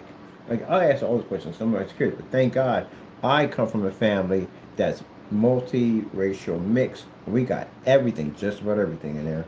So the cool thing about it is when we have family get-togethers, I get to have food from different countries. Oh, bam. Yep. That's the best side. Best thing about basically having a family that everybody married from a different race. You only got one person that married. Wait a minute, think about that. It's only one person that married black. Yeah. Where what? Everybody else is a different race. I think the younglings, they're older, like 18, 19 years old. I call them younglings because I'm older than them. The first generation of grandkids, no, none of them married black either. They're different nationalities too. There's one's married, but her husband's her husband's Mexican. So that'll be the first one for the family. I don't think we ever had Mexican in our family. That'd be the first. We got Dominicans, we got Puerto Ricans, we don't got Mexicans. So that'd be them. And then I have no idea what the other one's married to. We haven't talked to them in years. The other half of the family, we haven't talked to them in years. But I do know that they're not black. I do know that for a fact. Most likely, they're probably either white or maybe mixed. But yeah, but not black. We only got one in the family that married black. Everybody else married different races. Right? No, they're Jamaican. They would be considered black, but they're Jamaican. And they speak the language too on top of that. One of them speaks French. He can speak French. Which is cool as I know what. I was like, what? That's crazy. Yep. See, when you have a mother who grew up in a world of segregation, and she grew up with whites only, and no ends allowed, and all that stuff like that, and she's been spit on and all this stuff, you know what I mean? A little schoolgirl getting spit on by an adult. Can you imagine how nasty that is? People can be.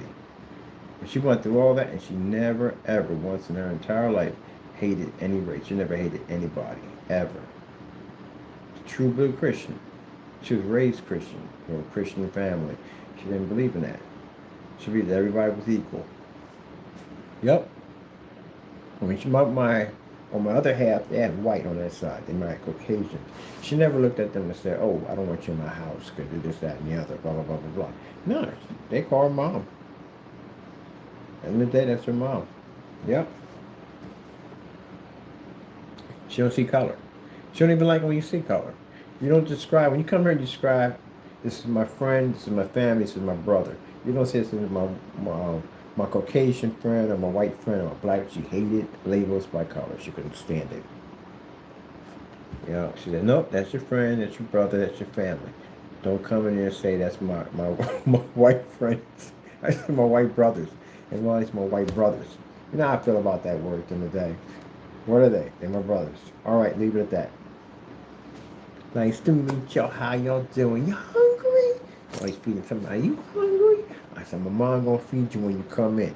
So here's the deal. Even if you hungry, you still eat. All right?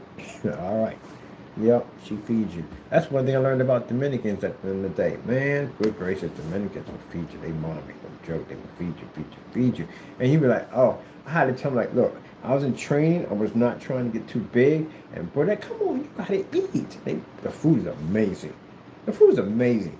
They give you food to take home. You stuff, you roly-polying out the door, getting in the car like, oh my goodness, man. Like, really? Like, get home, you don't eat for the next 3 days. You feel like an anaconda. You don't eat for the next 3 days, man, because you already full. You got food in the fridge, they looking at it like, man, they eat. Don't bring food there. That's disrespect. I made that mistake. It's disrespect. Now, I grew up at the end of the day, if you come to somebody's house, you bring a bag of groceries with you. That's what I was brought up. Call them up, like, yo, I'm at the supermarket, picking up a few things for myself, but you're not. Need anything? Because I don't like to come to anyone's door empty-handed. But you don't never bring food to their door. I brought food to their door like, no, you don't need to bring food to the door. We got you. We put it in the car and came inside and good gracious, man, they feed you. People ain't joking when they do when they do the whatchamacallit, they show you go to somebody's house, especially Dominicans and Puerto Ricans, and they cook, the Mexicans cook, you go over there, they will feed you. You'll be rolling out that door, walking in, rolling right back out. They will feed you. And even when you're done, you're like, oh man, I can eat another bite. Here we come to mom, like, well, you get you some more food. You want some more? Get some more. Oh, they eat. They eat big time. So yeah, get used to that part. Good gracious, Thanksgiving, we cook very little at the house because there's no point cooking a lot because I got to go to 4 other houses and all of them cook like crazy. So I'm definitely going to be eating. So we just make our food for the next day. We ain't never going to touch that. By the time we come back from there, the last thing you got on your mind is food. First thing you're trying to do is just find something, like pull out the couch, lay behind it. Nobody bothers me for the next couple of days. Got to digest this stuff. But yeah, that food's amazing. My goodness, man. Pinchos. I remember one time I was kind of like, Pinchos, I got Pinchos. She showed me a truck. I'd never seen these trucks there before. That's why I ignored them, never saw them. But we're in the car, she's like, oh, they got Pinchos. I'm like, what the freak is a Pincho? We get out there, man, they got this little meat. She's like a little shish kebab on a large toothpick. And man, them things are freaking amazing. The steak, the chicken is freaking incredible. Couldn't have the seafood, I'm allergic to seafood, but still. I've never seen, I guess if I seen them, I probably ignored them because I didn't have an interest. But I was with a Dominican woman, and they had on the thing. Oh my goodness, man! And I had right next to the store, going to get some Sweet Baby Ray's on it. Oh my goodness, man! So we were stopping off to see her friend, and which are my little god kids now. Her friends, and when I came in the door, I was like, "That's the Pinchos, Pincho." And her father started laughing like he gonna learn Spanish from eating. Yep, man. So we had all that strip. I had all them stands when I was down there. We don't have it up here. We got some, don't get me wrong, we got some Dominican restaurants up here that are freaking off the chain. We got a couple. On the other end, I saw Mexican restaurants in Jamaica, but the Mexican restaurants, I haven't been down on that side yet, but I'm bound to go down there sooner or later and go get some food from down there. Because we had them up here in Philly all the time, and now I had to hunt down here to figure out where them little mom and pops were at. That's the one thing I was looking for when I was down here, the mom and pops. Motorized projection screen out the basic information. Okay, so I want to show the info sheet. This is info sheet for the top. Info sheet. That can be taken off.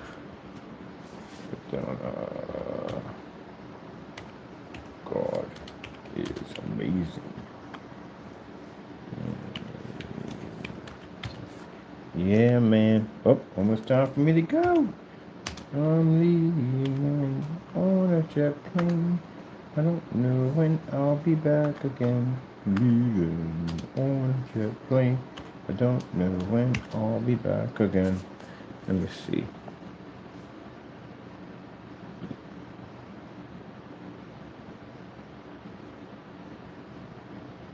I'm gonna bring this down here.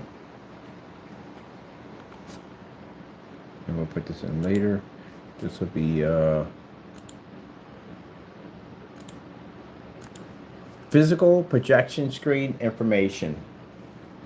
I gotta get that off the company. I don't know when I'll be back again.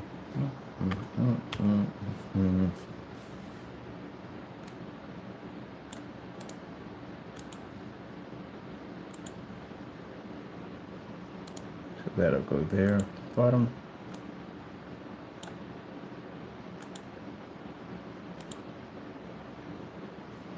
Yep, so after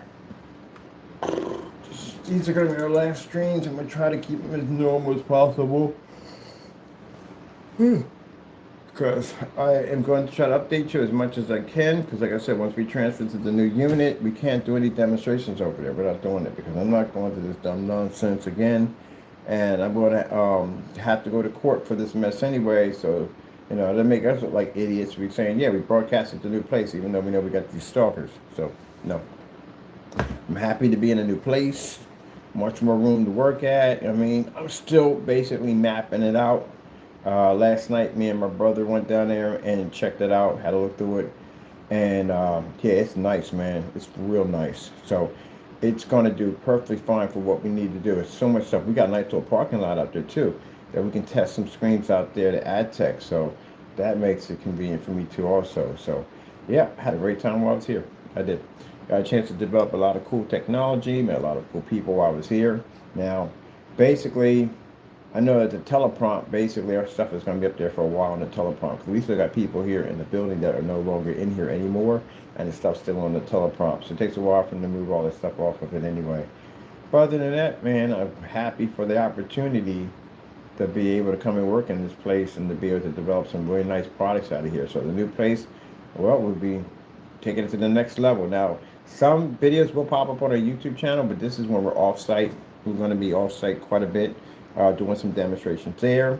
Most likely, I'm going to be renting out a couple of spots that I want to be showing off some technology for customers online.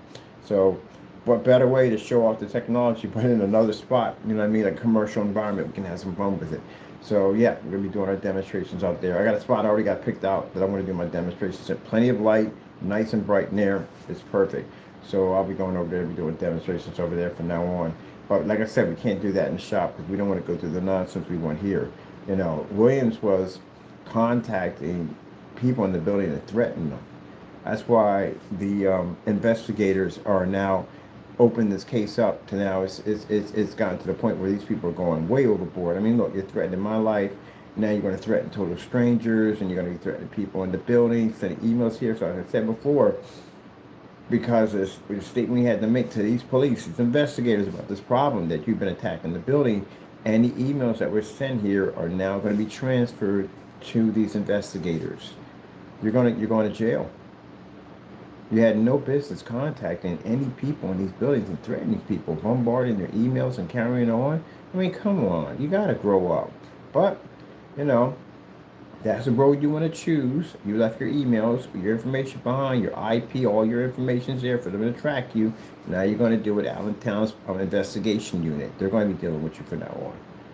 And once they figure out and get all that taken care of, then our lawyers are going to step in and we're filing lawsuits against you. Also, we're going to be filing criminal charges on our behalf, and I will be pressing charges. So, good luck with all that. All right, with that being said, I got to go. I got to run out the door. I got some business I got to take care of. I got to walk through another unit.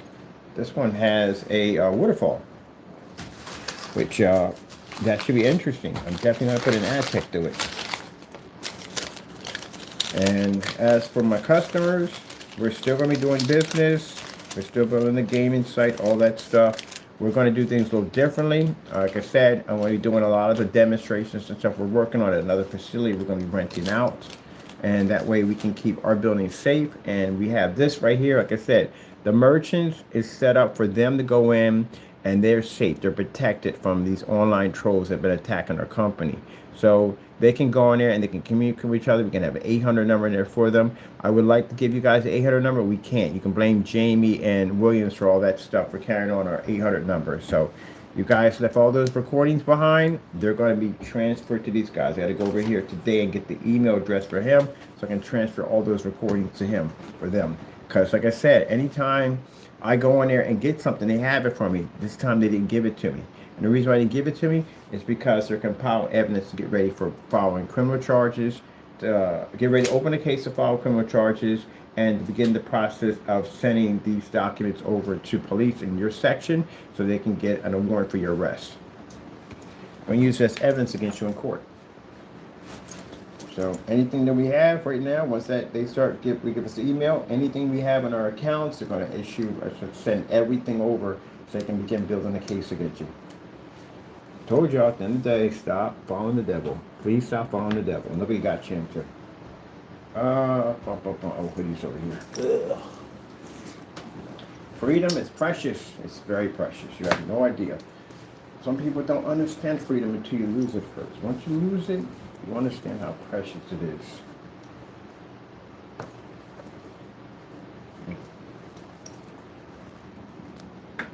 Where you at, Barney Miller? Are you in your hut? He's in his hut. He's in his hut. Taco is in his hut. Taco, you in your hut? All right, people, be safe out there. Seek God, be blessed, and well, yeah. Anytime we'll be doing, hope now to do streams off. There's no point doing streams in those buildings because the streams get choppy, and I got to pay money to be in there, so it's no point. But other than that, yeah, products on. We're going to be still doing business with customers. We're doing business with the company, B2B, and new location. All right. That being said, gotta go, and God bless.